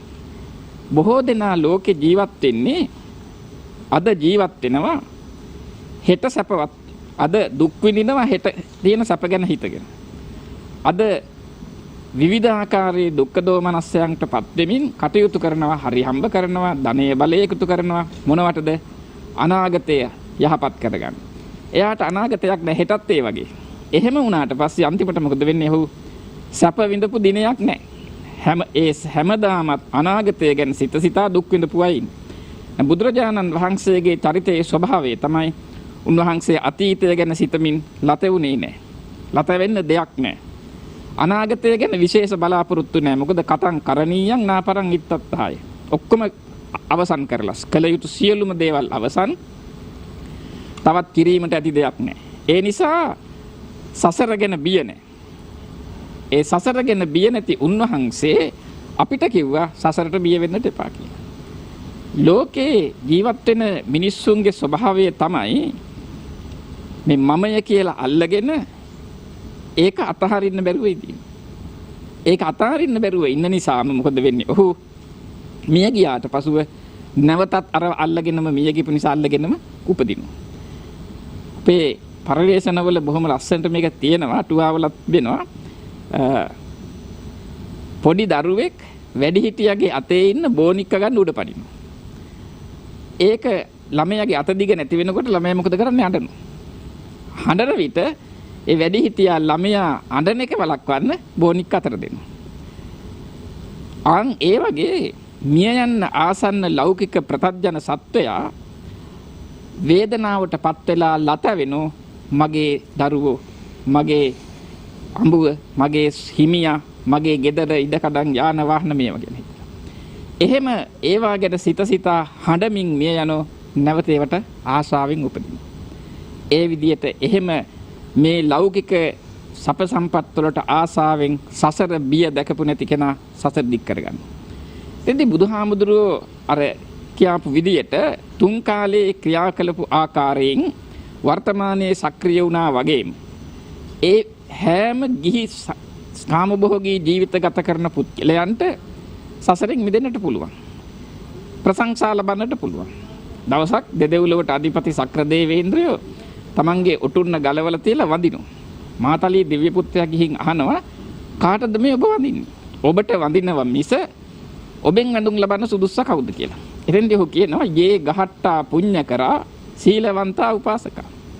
ධම්මේන දාරං පෝසෙන්ති තේ නමස්සාවි මාතලී. මාතලී මම මේ වඳින්නේ යම් ගිහියෙක් පින් කරනවද? යේ ගහට්ටා පුඤ්ඤ කරා. සීලවන්තා සිල්වත්ද උපාසකා උපාසකද. තේ නමස්සාවි යාන්නේ අයට මම මේ වඳින්නේ. දැහැමින් අඹුවන් පෝෂණය කරන ඒ අයට මම වඳිනවා කියලා. එතකොට ඒකෙන් පැහැදිලි මේ යහපත් ජීවිතයක් ගත කරන කුටුම්බයක් ආරක්ෂා කරන පුජ්‍යලයාට දෙවියන්ගේ පවා ප්‍රශංසාව ලැබෙනවා. දුගතිගාමී වෙන්නේ නැහැ ඔහු. ඒ දුගතිගාමී වෙනවා නම් දෙවියන්ගේ ප්‍රශංසා ලැබෙන්නේ නැහැ. දුගතිගාමී අපායන් විනිපාතං උප්පජ්ජති කියලා අපේ බණ පොතේ විතර නිතරම සඳහන් වෙන්නේ. අපායක ඒ කියන්නේ පැහැයක් නැති, සුවයක් නැති, දුටු හැම අතම වේදනා ගෙන දෙන. විඳින්න අපහසු, දුක්ඛ කියන්නේම විඳින්න අපහසු කියන එකයි. එවන් ලෝකයක උපදිනු. ඒ ලෝකයේ ඉපදිලා දිවා රෑ දෙකෙහිම දැවි පිච්චි වේදනාවටපත් වෙමින් සිටිනවා. ඒ තමයි අපායගාමී වූ පුජ්‍යල. අපායගාමී වීමට ප්‍රධානම හේතුව තමයි මේ තමන්ගේ අධ්‍යාත්මය තුල තිබෙන රාග, ద్వේෂ, මෝහ වැඩි කර ගැනීම. රාගය වැඩි වෙන දේවල්, ද්වේෂය වැඩි වෙන දේවල්, මෝහය වැඩි වෙන දේවල් කිරීම. එහිදී මේ මමය කියලා අල්ලගන්න යෑම තුල පුජ්‍යලයා විපත්තියටපත් වෙනවා. බුදුරජාණන් වහන්සේ වදාළෙම මේ මගේය කියලා ගන්න දෙයක් නැහැ කියලා. ඊටාම හොඳට උන්වහන්සේ පැහැදිලි කරනවා. අපේ අටුවාවේදී විග්‍රහ කරනවා මේක තවත් හොඳට. බුදුහාමුදුරුවෝ දේශනා කරනවානේ මේ ලෞකික සත්වයෝ උමතුවක් තියනයි කියලා. ඒ උමතුකාමී භාවය නිසා මහ පොළොව අල්ලගන්න යනවා. අර මූල පදාර්ථ කියලා තියෙනවා අපි පඨවි, ආපෝ, තේජෝ, වායු. ඒ වයින් තමයි මේ සත්වයාත් භෞතික වස්තුනුත් හටගෙන තියෙන්නේ. ඒ පදාර්ථ හතරෙන් හටගත්ත සත්වයාට ජීවය කියන විඥානය ලැබුණට පස්සේ ඔහු අර පදාර්ථ තමන්ගේ කරගන්න හදනවා. මේ විශ්වයේ කිසිම ධර්මයක්, දර්ශනයක්, තාක්ෂණයක්, විද්‍යාවක් නැහැ මේ පදාර්ථ බෙදන්න. ජලය බෙදන්න බෑ කාටවත්. මහ පොළොව බෙදන්න බෑ කිසිම කෙනෙකුට. උෂ්ණත්වය බෙදන්න බෑ. වාතය බෙදන්න බෑ. යම් කෙනෙක් ඒවා බෙදා ගන්න හදනවා නම් එයා උමතු රෝගියෙක්. එයා උමතුවටපත් වෙනවා. මහ පොළොව බෙදාගෙන තියෙන අපි කවුරුත් වැටවලට අප බැඳලා බෙදාගෙන තියෙන මේ ටික මගේ, ඔය ටික උඹේ කියලා බෙදාගෙන තියෙනවා. කවමදාවත් මහ පොළොව බෙදන්න බෑනේ. මහ පොළොව බෙදනවා නම් වැට බැඳහම බෙදෙන්න එපයි. එහෙනම් එහා පැත්තේ මෙහා පැත්තේ දෙදෙන අර ලිඳයි වැසිකිළියයි හාරගත්තාම දෙන්නට මේක පාවිච්චි කරන්න පුළුවන් වෙන්න එපා. බෑ, එහෙම බෑ. එකක් පාවිච්චි කරන්න නතර කරන්නම වෙනවා. ඒ මොකද මහ පොළොව බෙදිලා නැහැ. හැබැයි එයාලා කියන මේක අපිට අයිති උනේ අහවල් නඩු තීන්දුවෙන් අංක දරන මේකෙන් හමුණු මේ කොටස මගේ. මට මේක දේපල උරුමෙන් ආපු එකක් කොහොම කියලා රණ්ඩු වෙනවා. මහ පොළොව බෙදා ගන්න බෑ. අපේ සාහිත්‍යයේ තියෙනවා මිහිකට හිනහෙනවලු මිනිස්සු වැට දානකොට. ඇයි මේ මෙතනින් මේ විදියට තව කී දෙනෙක් නම් ඊට පෙර වැට දැම්මද කියලා. ඒ වැට දාපු අයට මොකද වෙලා තියෙන්නේ? ඒ තාප බැඳපු අයට මොකද උනේ? උණු දෙයක් අපි කවුරුත් දන්නේ නැහැ. මැරිලා ගිහින් පොළොවට පස්සුණු බව විතරයි දන්නේ. දැන් කොහේ ඉන්නවද කියලා අපි දන්නේ ඒ අය සසරේ වේදනාවටපත් උණු අර අපාය විනිපාතයන්ටපත් උණු අය බවටපත් වෙනවා. ඒ නිසා මේ සසරේ දුකකටපත් උනොත් තිරිසං ජාතිය උපනත් පවකට කියලා කියන්නේ. ඒ වගේ හුඟක් දේවල් කතා තියෙනවා අපිට උපමා ඕන තරම්. විමානවත්තු, പ്രേතවත්තු බලන විට බේනව විමානවලටපත් වෙච්ච අයගේ, പ്രേතයන් වෙච්ච අයගේ හේතු. සරියුත් මහරහතන් වහන්සේ ප්‍රමුඛ මහා සංඝයා දවසක් පුරාවටම වතුර ගෙනල්ලා ඇදලා පෙරේතෙකුගේ කටටවක් කරලා අන්තිමට ඇහුවම කොහොමද කියලා අනේ ස්වාමීනි තොල් දෙකවත් තෙමුනේ නැහැ කිව්වනේ. ඒ තරම් භයානකයි මේ සසර. එක ප්‍රේතෙක් ඇවිල්ලා වැටුණායින් පස්සේ සද්ද ඇහුනම හාමුදුරුවෝ අහලා තියෙන ස්වාමීනි සවැත් නුවරට හෙන ගැහුවද කියලා. එන්දි බුදුහාර වදලෝ නෑ මේ පෙරේතෙක් ඇවිල්ලා කලන්තේ හැදිලා වැටිලා. යා ගන්න බැරි වතුර බොන්න ඇවිල්ලා ගඟ ගාවට වතුර ඔන්න මෙන්න පේන්න තියෙන තැනදී ක්ලාන්තේ හැදිලා වැටෙනවා. ප්‍රේතයාගේ බලන අකුසලේ ඕනකමම තියෙන්නේ වතුර බොන්න. වතුර ටික අතේ කටේ ගෑවෙන්න ඔන්න මෙන්න තියලා කලන්තේ හැදිලා වැටුනහම අර ආසාව තව තවත් වැඩින වතුර ටික පේනවා ගලා යනවා. බීගන්න කිට්ටු වෙන්නේ. මේක තමයි සසරේ හැටි. මෙන්න මේ අකුසලයන්ගෙන් වෙන් වුණේ නැත්තම් ඔය කියන പ്രേත ලෝකයක ඉපදුනොත්, ත්‍රිසං ආත්මයක ඉපදුනොත් සදාකාලික දුකෙන් මිදෙන්නට කොයි තරම් කාලයක් යයිද කියලා කියන්නට පුළුවන් කමක් නැහැ. තිරිසංගතව ඉපදුනත් එහෙමයි. තිරිසං සතාට හිමි වෙලා තියෙන්නේ ආහාර නිද්‍රා බයමයි තුනච්ච. ආහාරය නිදා ගැනීම බයමයි තුන සේවනය. ওই ටික විතරයි තිරිසං සතාට තියෙන්නේ. මිනිහත් ඒ ටිකම නම් කරන්නේ සාමාන්‍ය මේතත් පසුබික් සමානයි. ඒ මිනිහා සතෙක් හා සමානයි. ඒතර ආහාරයයි නිදා ගැනීමයි මෛතුන සේවනයයි බියයි නම් තියෙන්නේ සත්වයාට. ඒ සත්වයා තිරිසනෙක්. හැබැයි ඒ තිරිසන් ගති මිනිසාට හරින්නට ඕන. මිනිසා මොකද කරන්නේ? අර කියාපු හතර තියෙනට ආහාරය නිදා ගැනීම බිය මෛතුන සේවනය ඒවා තියෙනවා. හැබැයි ඒවා තියෙන අතරේ ජීවිතය යහපත් කරගන්න සසර බිය දැකලා සසරෙන් එතර වෙන කටයුතු කරන්නට ඕන. ඒ සසරෙන් එතර වෙන කටයුතු කරන හැටි තමයි උන්වහන්සේ දාන සීල පරිත්‍යාග හොම කියලා දසපාරමිතා දස රාජ ධර්ම රජුට දැහැමි වෙන්න ඕන හැටි. ඊළඟට මෙත්තා කරුණා මුදිතා උපේක්ෂා මේ ආදී වශයෙන් අප්‍රමාණවත් දේශනා කළේ අන්නේ සසරෙන් මිදෙන්න අවශ්‍ය කරන මාර්ග. ඒ මාර්ගෝපදේශයන්ට අනුව කටයුතු කරන මිනිසයා සත්වයා වරදින්නේ නැහැ. අපාය යන්නේ නැහැ.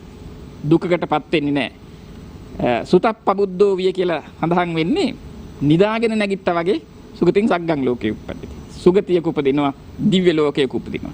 හැබැයි මේකෙදි අපි වරදවා තේරුම් ගන්න හොඳ නැහැ අපි කිය යුතුමයි. බුදුදහමේ උගන්වන්නේ මේ සුගතියේ දිව්‍ය ලෝකේ බ්‍රහ්ම ලෝකවල උපදින ඒවා නෙමෙයි. ඒවා ලැබෙනවා. ඒවා ලබා ගන්න උත්සාහ කර යුතු නැහැ. ඒවා ලැබෙනවා. උත්සාහ කළ යුතුම වන්නේ සසර ගමන කෙලවර කරන්න. සසර ගමන කෙලවර කරන්න නිවන් ලබන්න උත්සාහ කරන කෙනාට එහි අතුරු ප්‍රතිඵල වශයෙන් භවගාමීව දුක් ලැබෙන්නේ නැතුව සුගතිගාමීව ගමන යන්න පුළුවන්. එහෙම නැතුව අපේ අර ජනවහරේ කතාවක් තියෙනවා. ඒක මිනිස්සෙක් මේ කැවුම් බේසමක් අරගෙන ගියලු පූජා කරන්න. පසේ බුදුවරයෙකුට. යනකොට ඒ පාරා ඉන්නේ ගෙදරක එයාගේ වයසේ පිරිමි කෙනෙක් ලොකු සුදු රැවුලක් එහෙම ගත්ත මිනිස්සෙක් ඉස්සරහ පුටුවක වාඩිලා ඉන්න දැකලා තියෙනවා. මෙයා මේක දැකලා පසේ බුදුහාමන්ට මේ කැවුම් ටික පූජා කරලා ප්‍රාර්ථනා කළා තියෙන්නේ කුමක්ද? මට ඉදිරි ආත්මෙදී අර පාරේ දැක්ක මිනිස්සයා වගේ සුදු රැවුලක් තියෙන මහත්යෙක් ලැබේවා කියලා. ඒ වගේ ප්‍රාර්ථනා බුදුදහමේ නැහැ. ඒවා බුදුහාමර අනුමත කරලා නැහැ. ප්‍රාර්ථනා කරලා වැඩක් නැහැ. උත්සාහ කිරීම පාරමිතා පිරීමයි තිබෙන්නේ නිවන සඳහා. නිවන සඳහා කරන පාරමිතා අතරේ අතුරු ප්‍රතිඵල වශයෙන් ඔය කියන දිව්‍ය සම්පත්, මනුෂ්‍ය සම්පත්, ඊතු සම්පත්, සේනා සම්පත් ලැබී. යමෙක් ඒ සම්පත් ලබා ගන්නට කුසල දහම් කරනවා නම් සසර එයාටත් වරදිනවා. ඒකේ කිසි සැකයක් නැහැ. එයින් වෙන් වෙන්න ඕනේ, එයින් ඈත් වෙන්න ඕනේ. ප්‍රධාන ඉලක්කය කරා යාමට සක්කාය දිට්ඨි විචිකිච්ඡා සීලබ්බත පරාමාස කාමරාග මාන උද්ධච්ච ආදී වශයෙන් දක්වන මේ සංයෝජන ධර්ම යටපත් කරගෙන සසරට තියෙන ඇලීම් නැති කරලා සසර ගමන කෙලවර කරන්නට උත්සාහ කරන කෙනාට කිසිසේත්ම දුගතියකටපත් වෙන්නේ නැහැ. ඒ සඳහායි අපි ක්‍රියා කරන්නට ඕනේ කියන එක අපි කවුරුත් ඊටාම තරයේ අදිස්ථාන කරගෙන ඒ සඳහාම ක්‍රියාත්මක වෙන්නට කියන එකයි අපි මතක් කළ යුතු වන්නේ. එහෙමයි අපේ හඳුරන්නේ. නිවන කියන ප්‍රධාන අරමුණ ඔස්සේ පිය නැගිය යුතු සසර ගමනක් බෞද්ධයාට තිබෙන්නේ කියන කාරණය පැහැදිලි. අපේ හඳුරන්නේ ඔබ වහන්සේ මුල් වටේත් පැහැදිලි කළා දිව්‍ය සැප සම්පත් ලබාගත් ඒ උදාහරණ පිළිබඳව බෝධිසත්ව ආත්මභාවයන්හි බුදුරජාණන් වහන්සේගේ අත්දැකීම් දැසුරින් දැන් කෙනෙකුට හිතෙන්න පුළුවන් මේ වගේ පතු සසර සැපවත් කරගන්න කිසියම් විදිහකින් බොහොම කෙටි පුංචි පින්කමක් කරලා හැකියාවක් තියෙනවා නම් මේ දීර්ඝ වශයෙන් වෙහෙසිලා දුෂ්කර විදියට අපි පින් කුසල් රැස් කර ගැනීම කියන කාරණය සහ මේ කෙටි පුංචි දෙයකින් අපිට මේ දේ ලබන්න පුළුවන් ක්‍රමවේදය අතර මේ මොකද්ද තියෙන ඒ સિદ્ધාන්තය පැහැදිලි කර ගැනීම කියලා. අපේ හඳුරන්නේ සුගතිගාමී වීම පිළිබඳ බෞද්ධ ඉගැන්වීම පැහැදිලි කරන්නට ආරාධනා කරන අතරම මේ වගේ පුංචි දේවල් වෙන දෙමාපියන්ට සැලකීම තුලින් දිව්‍ය සම්පත් ලබා ගන්නට හැකියාව ලැබිලා තියෙනවා. දැන් මේවා කොහොමද අපි බුද්ධිමත්ව පැහැදිලි කරගන්නේ? ඔව් ගයන් මහත්මයා මේ ඊට වැදගත් ප්‍රශ්නයක්. ඇත්තටම කරන හොඳ දේ ලොකුද පුංචිද කියන කාරණේ නෙවෙයි වැදගත් වෙන්නේ. කරන කාර්යය අවබෝධයෙන් හරියට තුන් හිතෙන්ම කිරීම.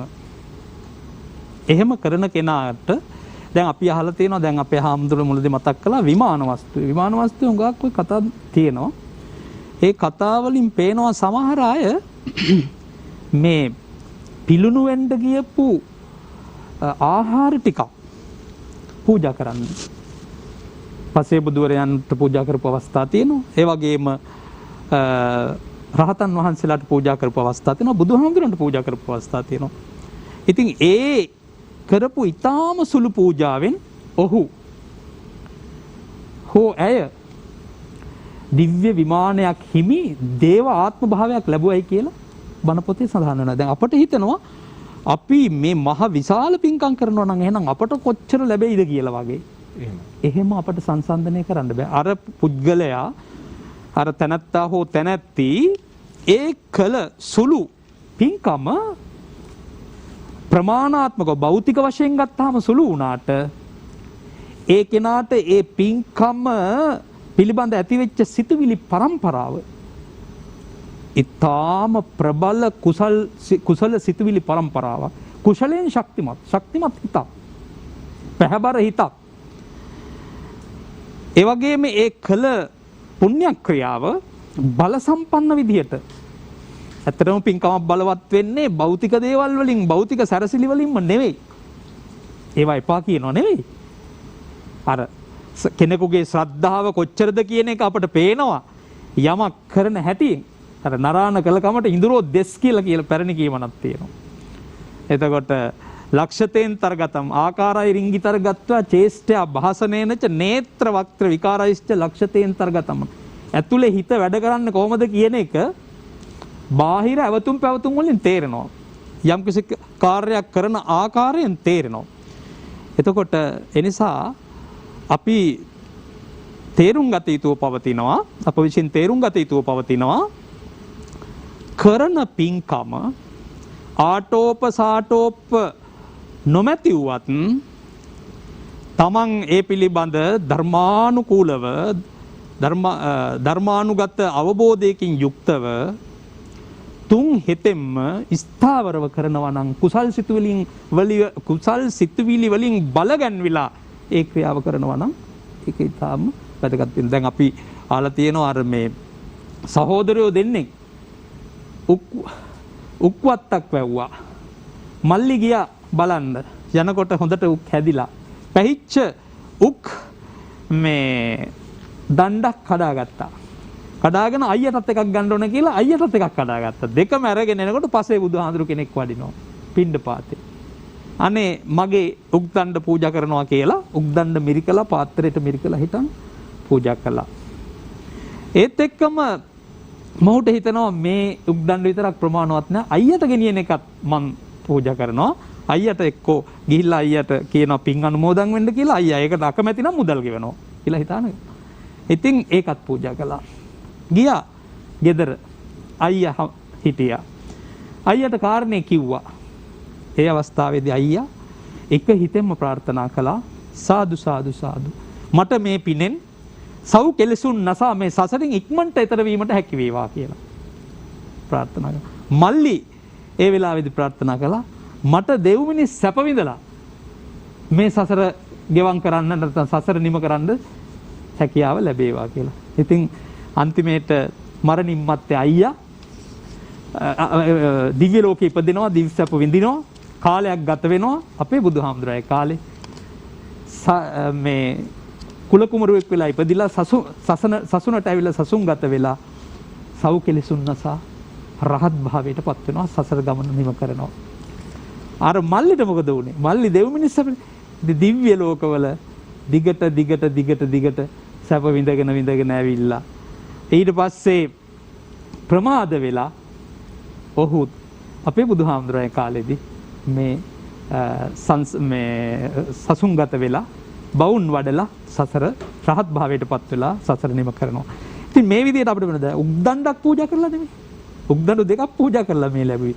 ඉතින් මේ වගේ කතා ප්‍රවෘත්ති අපේ බණ පොතේ සඳහන් වෙනවා විමානවත්තු කියන ධර්ම පුස්තකේ. ඒ වගේම තවත් සූත්‍රවලත් සඳහන් වෙනවා.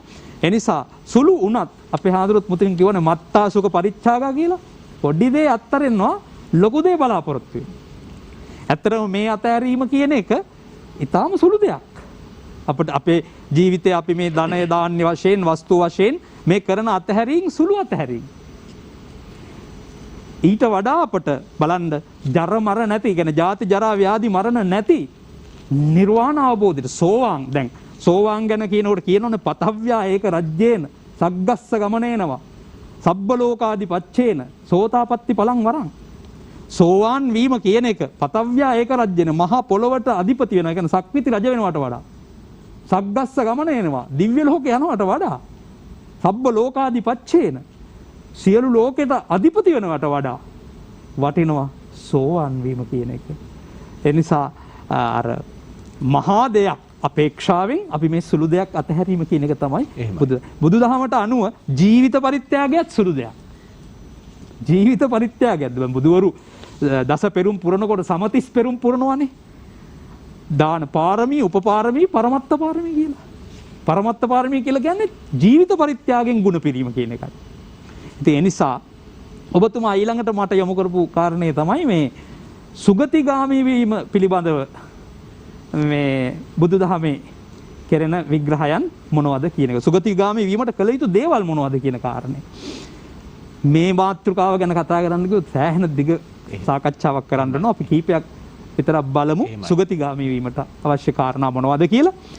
දැන් එක තැනකදී දැන් අංගුත්තර නිකායේ කුල සූත්‍රයේදී දේශනා කරනවා සිල්වත් ගුණවත් යස්මින් සමයේ සීලවන්තෝ පබ්බජිතා කුලං උපසංකමන්තේ තත්ත පංචහිතානේහි තත්ත මනුස්සා පංචහිතානේහි බහුම් පුඤ්ඤං පසවන්ති. මේ සිල්වත් ගුණවත් භික්ෂුන් වහන්සේලා යම්කිසි නිවසකට යනවා නම් වඩිනවද?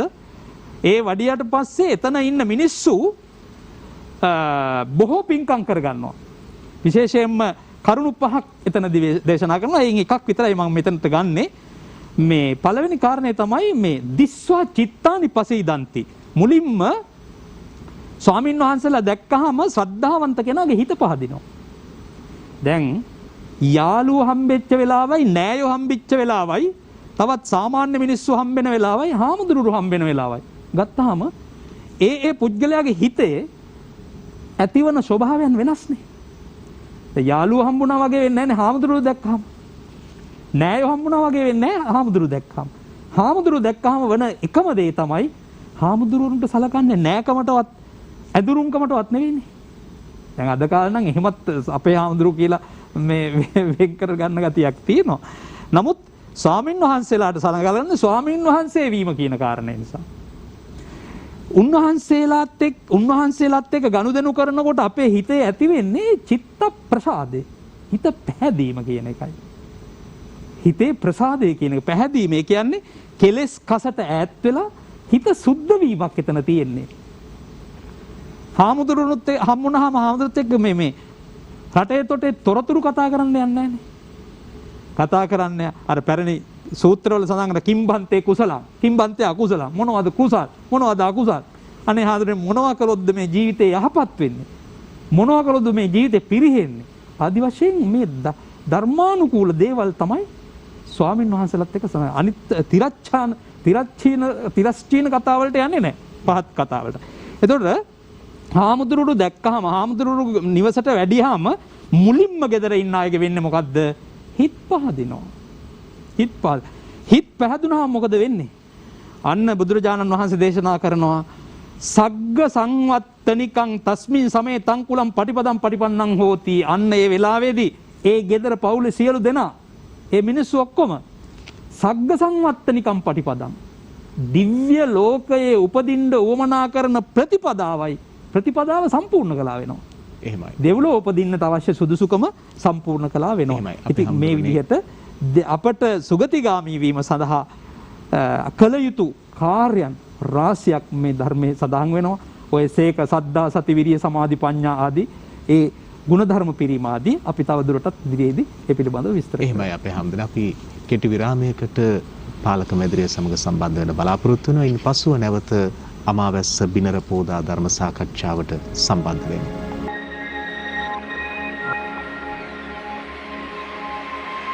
අපි නැවතත් බිනර පුන් පෝදා ධර්ම සාකච්ඡාවට ඔබ සමග එක් වෙනවා.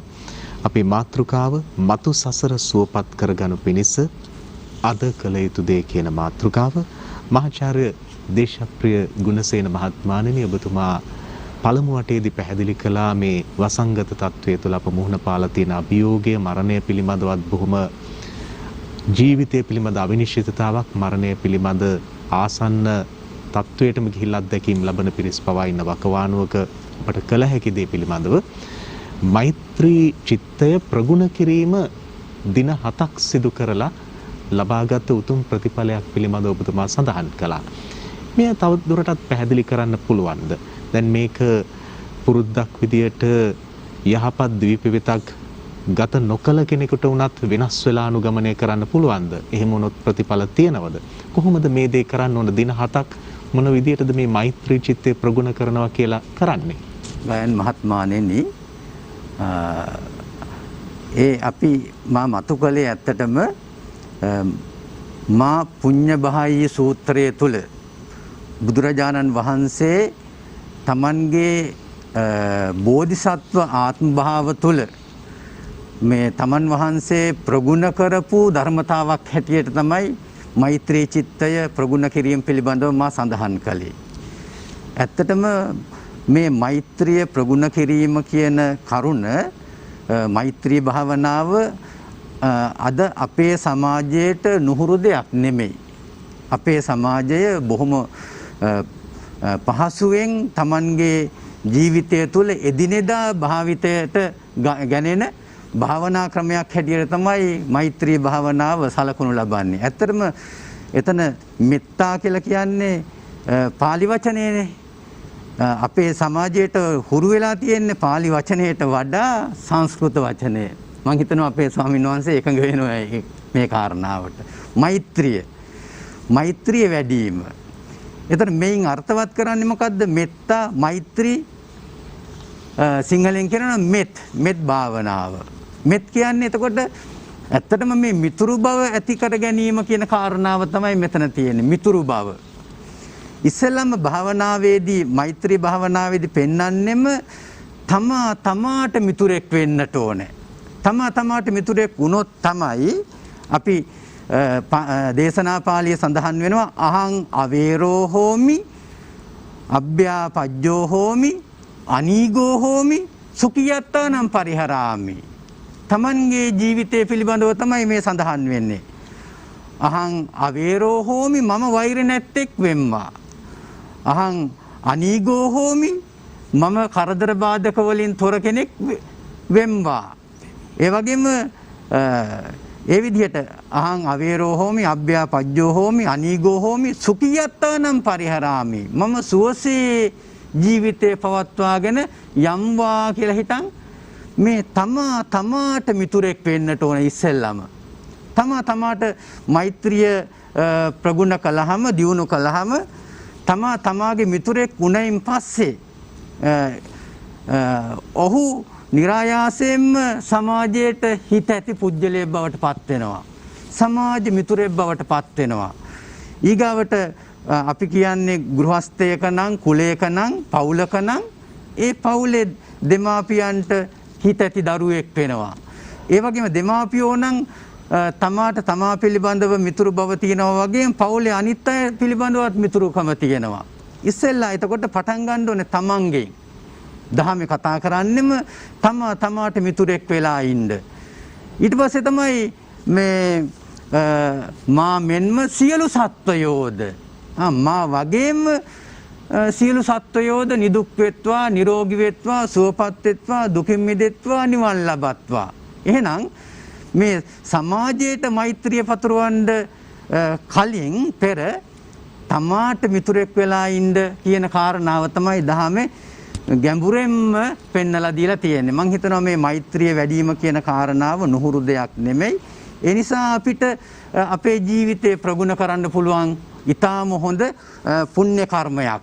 ඇත්තටම සංයුත්ත නිකායේ පුඤ්ඤකිරියවත්තු සූත්‍රයේ එතන මේ සූත්‍ර දේශනාවේදී මතු කරන්නෙම 3 පුණ්‍ය ක්‍රියා.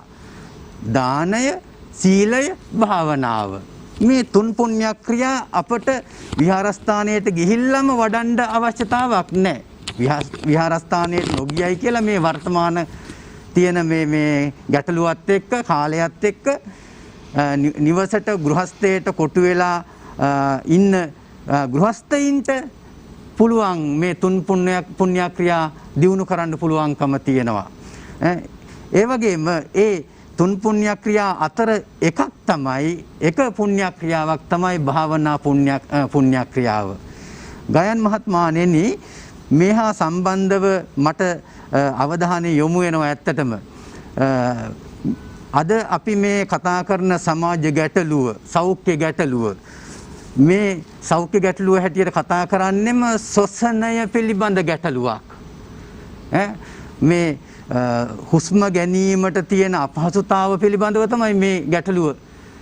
යම් කෙනෙකුට හුස්ම ගැනීමේ අපහසුතාව ඇතනම් ශ්වසන රෝග තත්වය උග්‍ර වෙනවා නම් ඒ තුළ තමයි ජීවිතය පිළිබඳව බියක් ඇති වෙන්නේ.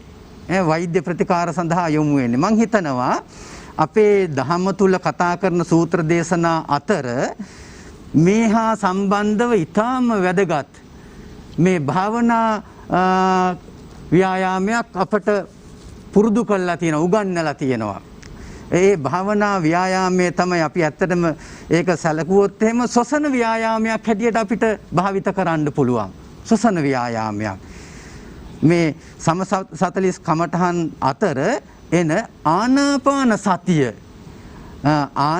සතිය හුස්ම ගැනීම සහ හුස්ම හෙලීම පිළිබඳව මෙනෙහි කිරීම. මම හිතනවා මේක මේ බෞද්ධ ජනතාවට වගේම අබෞද්ධ කෙනෙකුට වුණත් මේක දිනු කරන්න වඩන්න පුළුවන්කම තියෙනවා තමන්ගේ ආගම දහමට අනුව. එතකොට මේ හුස්ම ගැනීම පිළිබඳව දහමේ සඳහන් වෙන්නෙම දීගංවා අස්සසන්තෝ දීගං අස්සසාමීති පජානාති. මම දීර්ඝව හුස්ම ගන්නවා. ඒ වගේම දීගංවා පස්සසන්තෝ දීර්ඝව හුස්ම හෙලමින් ඒ පිළිබඳව මෙනෙහි කරනවා. මම හිතනවා මේ හුස්ම ගැනීම හුස්ම හෙලීම කියන එක ශ්වසන අභ්‍යාසයක් ඇත්තටම. මේ වෛද්‍ය විද්‍යාත්මකවත් උපදෙස් දෙන්නේ මේ ශ්වසන රෝගයේදී මේ පෙනහළු වල තියෙන වා මලු පිරෙන්නට හුස්ම ගන්න. හුස්ම අරගෙන ඉවරෙලා හුස්ම රඳවගෙන ඉන්න.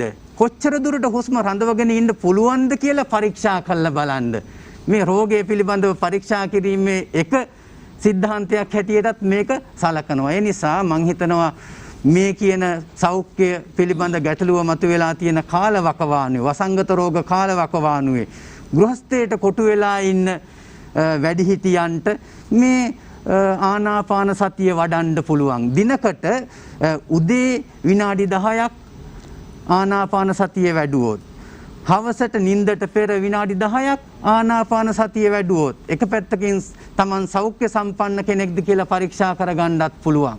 ඒ වගේම ඒ තුල මේ හුස්ම ගැනීම හුස්ම හෙලීම මත මෙනෙහි කිරීම තුල Tamanට ඒ ආනාපාන සතිය වැඩිීමේ භාවනාමය මේ පින්කම සම්පූර්ණ කරගන්නත් පුළුවන්කම තියෙනවා. ඒ නිසා මම අත්දැකීමෙන් මම මේ කාරණාව සඳහන් කරන්නේ මගේ ගෘහස්ථය තුල මගේ දරුවෝ ඇත්තටම ගෘහස්ථයට කොටු වෙලා පාසල් ගමන නතර වෙලා දැන් අවුරුදු මේ එකමාරක ඉඳලා ගැටලු තියෙනවා. ඊගාවට රැකී ආරක්ෂාවට යෑම පිළිබඳව ගැටලු මතුවලා තියෙනවා. මේ පාසල් ගුරුතුමියක් හැටියට බිරිඳ පාසලට යන ගමන දැන් නතර වෙලා තියෙනවා. ඒ නිසා අපේ ගෘහස්ථයේ අපේ තියෙන පවුලේ සමාජිකයන් අතර සබැඳියාව අපි ගොඩනගාගෙන තියෙන්නේ, තහවුරු කරගෙන තියෙන්නේ. පවුලේ අභ්‍යන්තරයේ පැන නැගිය හැකි ගැටලු අවම කරගෙන මේ දහම පදනම් කරගෙන අපට පුළුවන් නම් උදෑසන පස්වරුවේ මේ තෙරුවන් නමස්කාර කරලා වැඳලා පුදලා මේ ගෘහයේ අපිට ආගමික චාරිත්‍ර ආගමික කටයුතු ටික පවත්වාගෙන යන්න පුළුවන් නම් ඒක ඊටාම හොඳ පරිසරයක්. ඒ වගේම ඒ තුලම දරුවන් සමග බිරිඳ සමග එකතු වෙලා අපිට පුළුවන් නම් භාවනාවක යෙදෙන්නට විනාඩි 10ක් මේ ආනාපාන සතිය වඩන්න පුළුවන් නම් මොහොතක් විනාඩි 5ක් 10ක් නෙමෙයි මොහොතක් මෛත්‍රී චිත්තේ ප්‍රගුණ කරන්න පුළුවන් නම් මම හිතනවා ඒක අපේ සෞඛ්‍යමත් ජීවිතයටත් ඒක ලොකු රුකුලක් දායකත්වයක්. පවුලේ සමගියටත් ඒක ලොකු දායකත්වයක්. ඒ වගේම සාංශාරික පැවැත්ම පිළිබඳව සැලකුවොත් අපි ලබා ගන්නා උපයා ගන්නා ලොකු පුණ්‍ය කර්මයක් හැටියටයි සලකන්න පුළුවන්කම තියෙන්නේ. මම හිතනවා මේ කාරණා ප්‍රමාණවත් ඇති කියලා. මහාචාර්ය දේශප්‍රිය ගුණසේන මහතාට ස්තුතිවන්ත වෙනවා. අපි නැවතත් කෙටි විරාමයක් ලබාගෙන අපේ ධර්ම සාකච්ඡාවේ අවසන් වටය සමග එක් වෙනවා.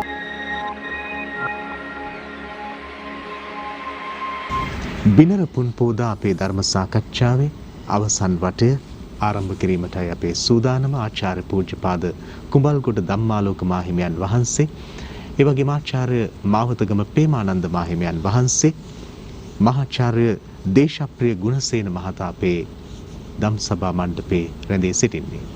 කුඹල්ගොඩ ධම්මාලෝක මාහිමියන් වහන්සේ ඔබ වහන්සේ පසුගිය වටේදී පැහැදිලි කළා ලබන ආත්ම භාවයේදී උතුම් මනුෂ්‍යාත්ම භාවයක් ලබන්න කියලාවත් එහෙම නැත්නම් දිව්‍යාත්ම භාවයක් ලබන්න කියලාවත් සුවිශේෂයෙන් කළ යුතු දෙයක් නොවේ තිබෙන්නේ. අපි නිවන අරමුණු කරගෙන යහපත් ක්‍රියා සිදු කරමින් සිටින විට අපට අතුරු ඵල වශයෙන් මේ ප්‍රතිඵලත් යහපත් විදිහට ලැබෙනවා කියලා. මේ කාරණය තවදුරටත් අපේ හඳුනේ පැහැදිලි කරන්නට මේ අවසන් වටේදී ඔබ වහන්සේට ඉතාම ගෞරවයෙන් ආරාධනා කරනවා.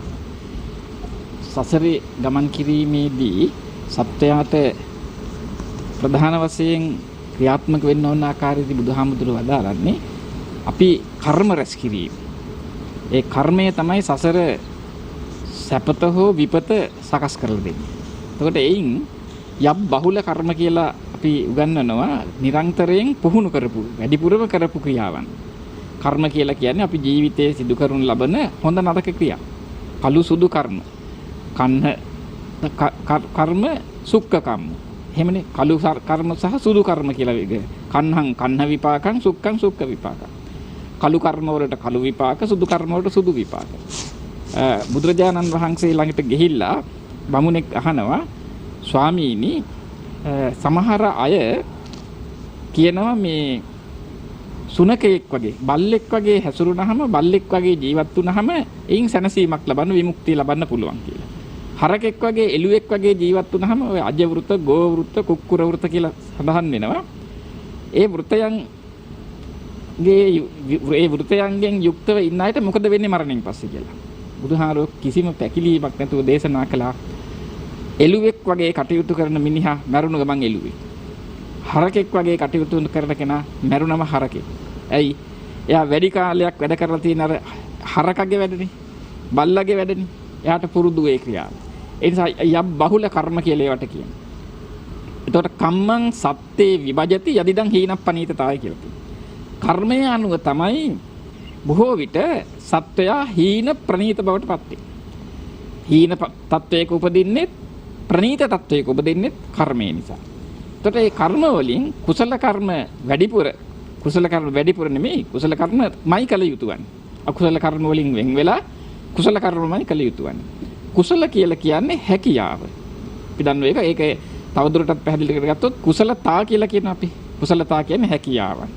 එක එක පුද්ගලයන්ට තියෙන එක එක ආකාරයේ කුසලතා. බුදුරජාණන් වහන්සේ මේ කුසල් කියන එකෙන් අර්ථවත් කළේ අපි හිතුව මෙහෙම. හොරකම් කරන මිනිස්සු කණ්ඩායමක් ඉන්න හොරු කණ්ඩායමක්. හොරු ඉන්න තැන කෙනෙකුට හොරකම් නොකර ඉන්න පුළුවන් නම් ඒක කුසලතාවක්. බොරු කියන මිනිස්සු අතරේ කෙනෙකුට බොරු නොකිය ඉන්න පුළුවන් නම් ඒක කුසලතාවක්. සතුන් මරණ අය අතරේ සතුන් නොමරා සිටින්න පුළුවන් නම් ඒක කුසලතාවක්. අන්න ඒ විදිහට තමන්ගේ හැකියාව මරණවා කියලා කිව්වත් වෙන යම් ආකාරයේ අලාභයක් කරනවා කිව්වත් තමන්ගේ ප්‍රතිපත්තිය කුසලතාවය ආරක්ෂා කරගන්න. අපේ විසුද්ධි මාර්ගයේ වගේ අටුවා කතාවලත් වෙනත් අටුවා කතාවලත් ධර්මයේ මුල් බුදු සමයේත් සඳහන් වෙනවා ඒ වගේ අප්‍රමාණ සිදුවීම්.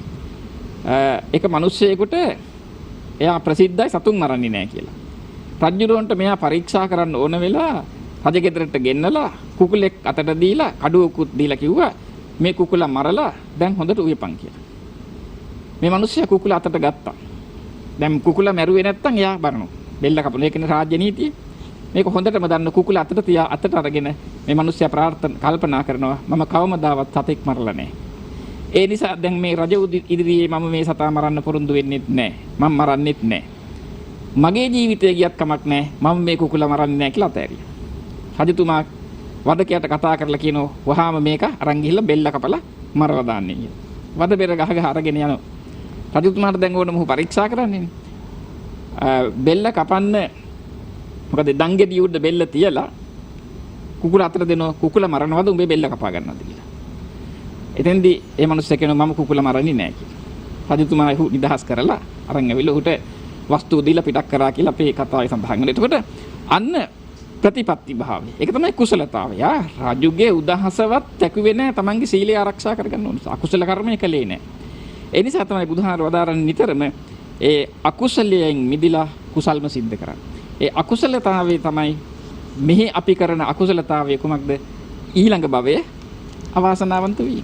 ඊළඟ භවයේ දුකටපත් වීම. ඒ නිසා සියලු කුසල කර්ම නැති කරපු දවසට නිවන කුසලස්සච පහනා අකුසලස්සච පහනා කියලා නිවන සඳහන් කළේ. අන්න එතෙන්ටපත් වීමට තමයි අපි සියලු දෙනාම කටයුතු කරන්නේ කියන එකයි අපි අවධානයට ගත යුතු කාරණාව වන්නේ. එහෙමයි අපේ හැඳුනේ. මතු සසර සැපවත් කර ගැනීමටත් ඒ වගේම ජීවිතයක දියුණුවටත් උපකාරවත් වන කරුණු පිළිබඳ සැකෙවින් පැහැදිලි කිරීමක් සිදු කරන්නට ඔබ වහන්සේට ආරාධනා කරනවා. ඊටම කෙටි කාලයක් අපට ඉතුරු වෙලා තිබෙන නිසා මහා මංගල සූත්‍රයේ 38ක් මංගල කාරණා දේශනා කරලා තියෙන්නෙම ජීවිතය දියුණු කරගන්න තමයි. මෙලොව ජීවිතයත් යහපත් කරන්න, සාංශාරික ජීවිතයත් සුවපත් කරන්න උවමනා කරනවා. සසරින් මිදෙන්නත් උවමනා කරන කරුණු මහා මංගල සූත්‍රයේ තියෙනවා. පරාභව සූත්‍රයෙන් කියන්නේ පිරිහෙනේවනේ. ජීවිතය පිරිහෙනේවා. දැන් ඒකෙම තියෙනවා ධම්මකාමෝ භවං හෝති ධම්ම දෙස්සී පරාභවෝ කියලා. ධම්මකාම ඔන්න දියුණු වෙන කෙනාගේ ලක්ෂණය තමයි ධර්මයට කැමති. දහම දැනුම ලබන්නත් කැමති, දහම පිළිපදින්නත් කැමති, ධර්මානුකූලව ජීවිතය හසුරවන්න පවත්වන්නත් කැමති. ඊළඟට මහා නාම කියන බුදුහාඳුරන්ගේ ඥාතිවරයෙක්, ශාක්‍ය ප්‍රභූවරයෙක්. ඔහු නිතරම අවදානන් සහගත කරුණුත් එක්ක තමයි හිටියේ. අස්වැයන්, ඇතුන්, මෙච්ච මේ හීලෑ නැති සතුන් එක්ක තමයි ගනුදෙනු කරන්න උනේ. එනිසා මහා නාමයට ලොකු නිතරම ඔහු කල්පනා කරපු දෙයක් තමයි යම් වෙලාවක මේ අවදානන් සහගත අවස්ථාවකදී මගේ ජීවිතයෙන් සමුගන්න වුණොත් මගේ අනාගතය කොහොම වෙයිද කියලා. යස්මින් සමයේ කාලං කරෙයන් කා මමාස්ස ගති කෝ අபிසම්පරායෝ කියලා හොමයි මහා නාම සූත්‍රය කියන්නේ. බුදුරජාණන් වහන්සේගෙන් ඇහුවා මේ ප්‍රශ්නයක් හැටියට. ආපුහාම බුදුරජාණන් වහන්සේ දුන්න උත්තරේ තමයි මාභායි මහා නාම මහාභායි මහා නාම බය වෙන්න එපා. මහා නාම බය වෙන්න එපා. යස්ස කස්ස චිත්තං දීගරත්තං සද්ධා පරිභාවිතං සීල පරිභාවිතං සුත පරිභාවිතං ත්‍යාග පරිභාවිතං පඤ්ඤා භාවිතං තං උද්දං ගාමින් හෝති විශේෂගාමින්. යම් කිසි කෙනෙකුගේ හිත සද්ධා සීල සුත්ත ත්‍යාග පඤ්ඤා. සද්ධාව කවුරුත් දන්නවා. සීලයක් දන්නවනේ. ජීවිතයකට අවශ්‍ය කරන ආචාර විද්‍යාත්මක පදනම. ඊළඟට සුත කියන්නේ බහුශ්‍රුතකම. මේකට ඉතින් සමහර අය කියනවා ඉතින් මේ කොයි දේත් දන්නේ එක කියලා. බහුශ්‍රුත කියලා. නමුත් ධර්මයේදී හඳුන්වන්නේ බහුසුතා දතා වචසා පරිචය කියලා කියන්නේ මේ මුලමැද අග ධර්මයේ පිළිබඳ ධර්මඥානය ලැබීම තමයි ලෝකේ වටිනාම බහුශ්‍රුතභාවය. ඒ කියන්නේ සූත්‍ර වලින් නම් සූත්‍ර වලින් කියන්නත් පුළුවන්, විනයෙන් කියන්නත් පුළුවන්, අභිධර්මයෙන් කියන්නත් පුළුවන්. අට කතා වලින් කියන්නත් පුළුවන්. දහම් දැනුම. ඒක තමයි බහුශ්‍රුත බව. එතකොට අන්නේ ධර්මඥානය ලබා ගැනීම ඊළඟට පරිත්‍යාගශීලීත්වය සහ ප්‍රඥාව. ප්‍රඥාව කියලා කියන්නේ ඇත්ත ඇති හැටියෙන් දැකීම. ධර්මයේදී හඳුන්වන්නේ උදයව්‍ය ඥානය. කියන්නේ ඇතිවීම සහ නැතිවීම පිළිබඳව හරි දැනීම. නාම රූප විභාගය පිළිබඳ හරි දැනුම තමයි ප්‍රඥා කියලා. ප්‍රඥා කියන්නේ චෛතසිකයක් අභිධර්මයට අනුව. ඒතර ප්‍රඥා තමයි සම්මා දිට්ඨිය හැටියට පෙනී ඉන්නේ. සම්මා නිවැරදි දැනුම කියලා. ඉතින් ඒකෙන් තොරව මේ සසර ගෙවම් කරන්නට නිවන් ලබන්නට ගමනක් නැහැ ප්‍රඥාවෙන් තොරව. ඒ නිසා මේ කියපු මේවට කියනවා සේක බල ධර්ම කියලා. ඒ කියන්නේ හික්මිය යුතු පුහුණු කළ යුතු බල ධර්ම. අපි බලවත් කරන ධර්ම. සංසාරයේදී අපි බලවත් කරන ධර්ම. ඒතර මේ ධර්ම යම්කිසි කෙනෙක් තමාගේ සිත තුළ තමාගේ ජීවිතය තුළ ගොඩනගා ගන්නවා නම් වැඩි දියුණු කර ගන්නවා නම් එයා උද්දංගාමී හෝති. එයා පහළට වැටෙන කෙනෙක් නෙවෙයි ඉහළට යන කෙනෙක්. අන්න මනුෂ්‍යත්වයෙන් දේවත්වයට යනවා. දේවත්වයෙන් බ්‍රහ්මත්වයට යනවා. එයා ප්‍රතඥ භවෙන් ආර්ය භවයට යනවා. එයා සෝවාන් වෙනවා, සකු르දාගාමී වෙනවා, අනාගාමී වෙනවා, අරහත් වෙනවා. අන්න සසරත් සුවපත් කරගෙන. දැන් සසර සුවපත් භාවයේ එක ලක්ෂණයක් තමයි අපේ ස්වාමින් වහන්සේ මුලින් ප්‍රකාශ කළා වගේම අපායන්ගෙන් මිදීම. ඒකත් අපේ සැපයක්.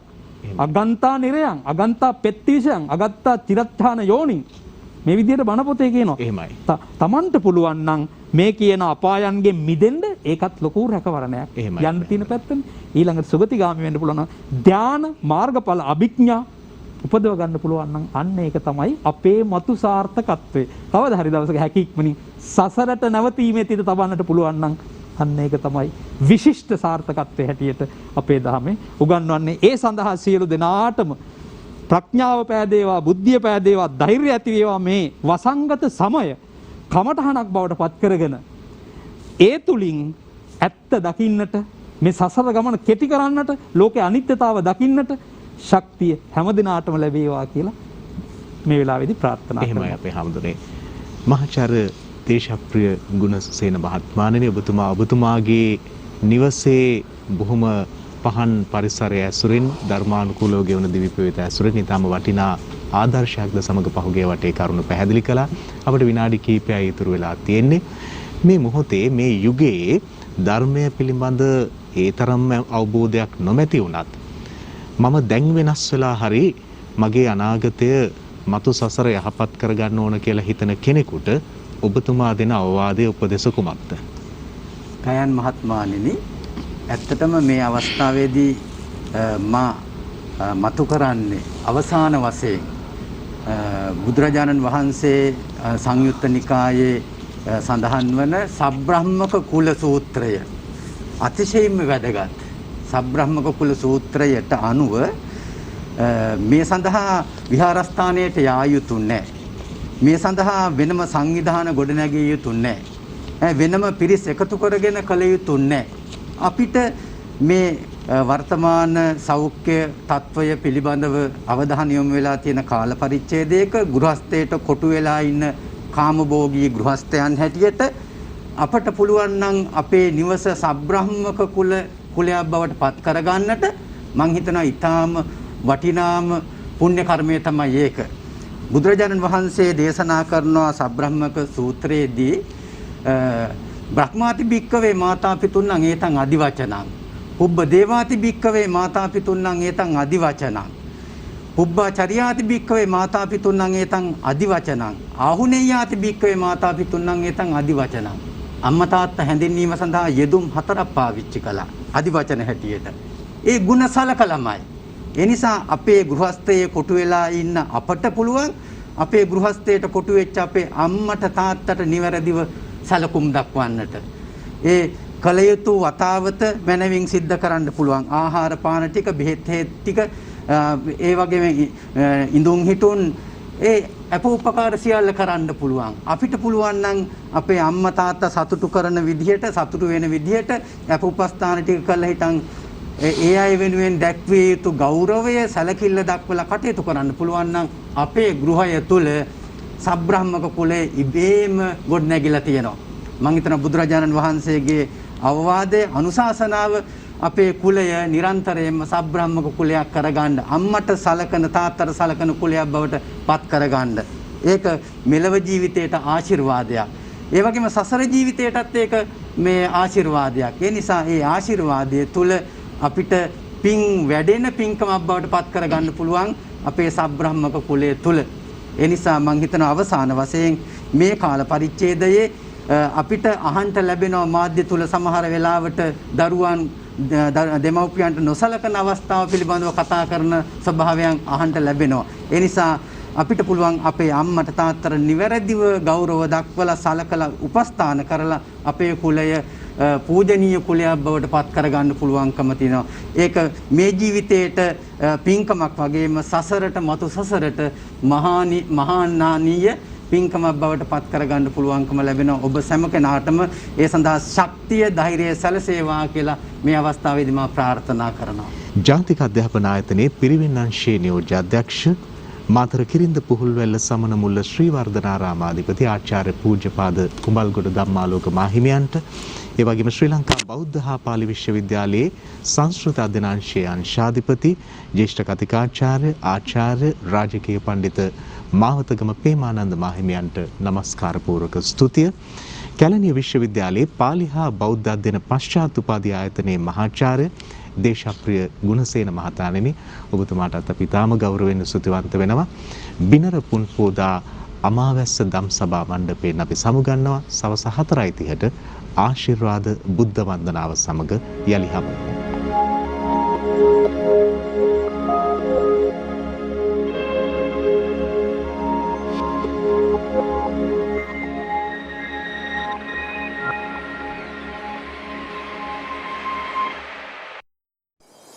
දිනපතා අලුත් වීඩියෝ සහ ප්‍රවෘත්ති නැරඹීමට ඉහත බටන් එක ක්ලික් කර සියත TV සබ්ස්ක්‍රයිබ් කරන්න.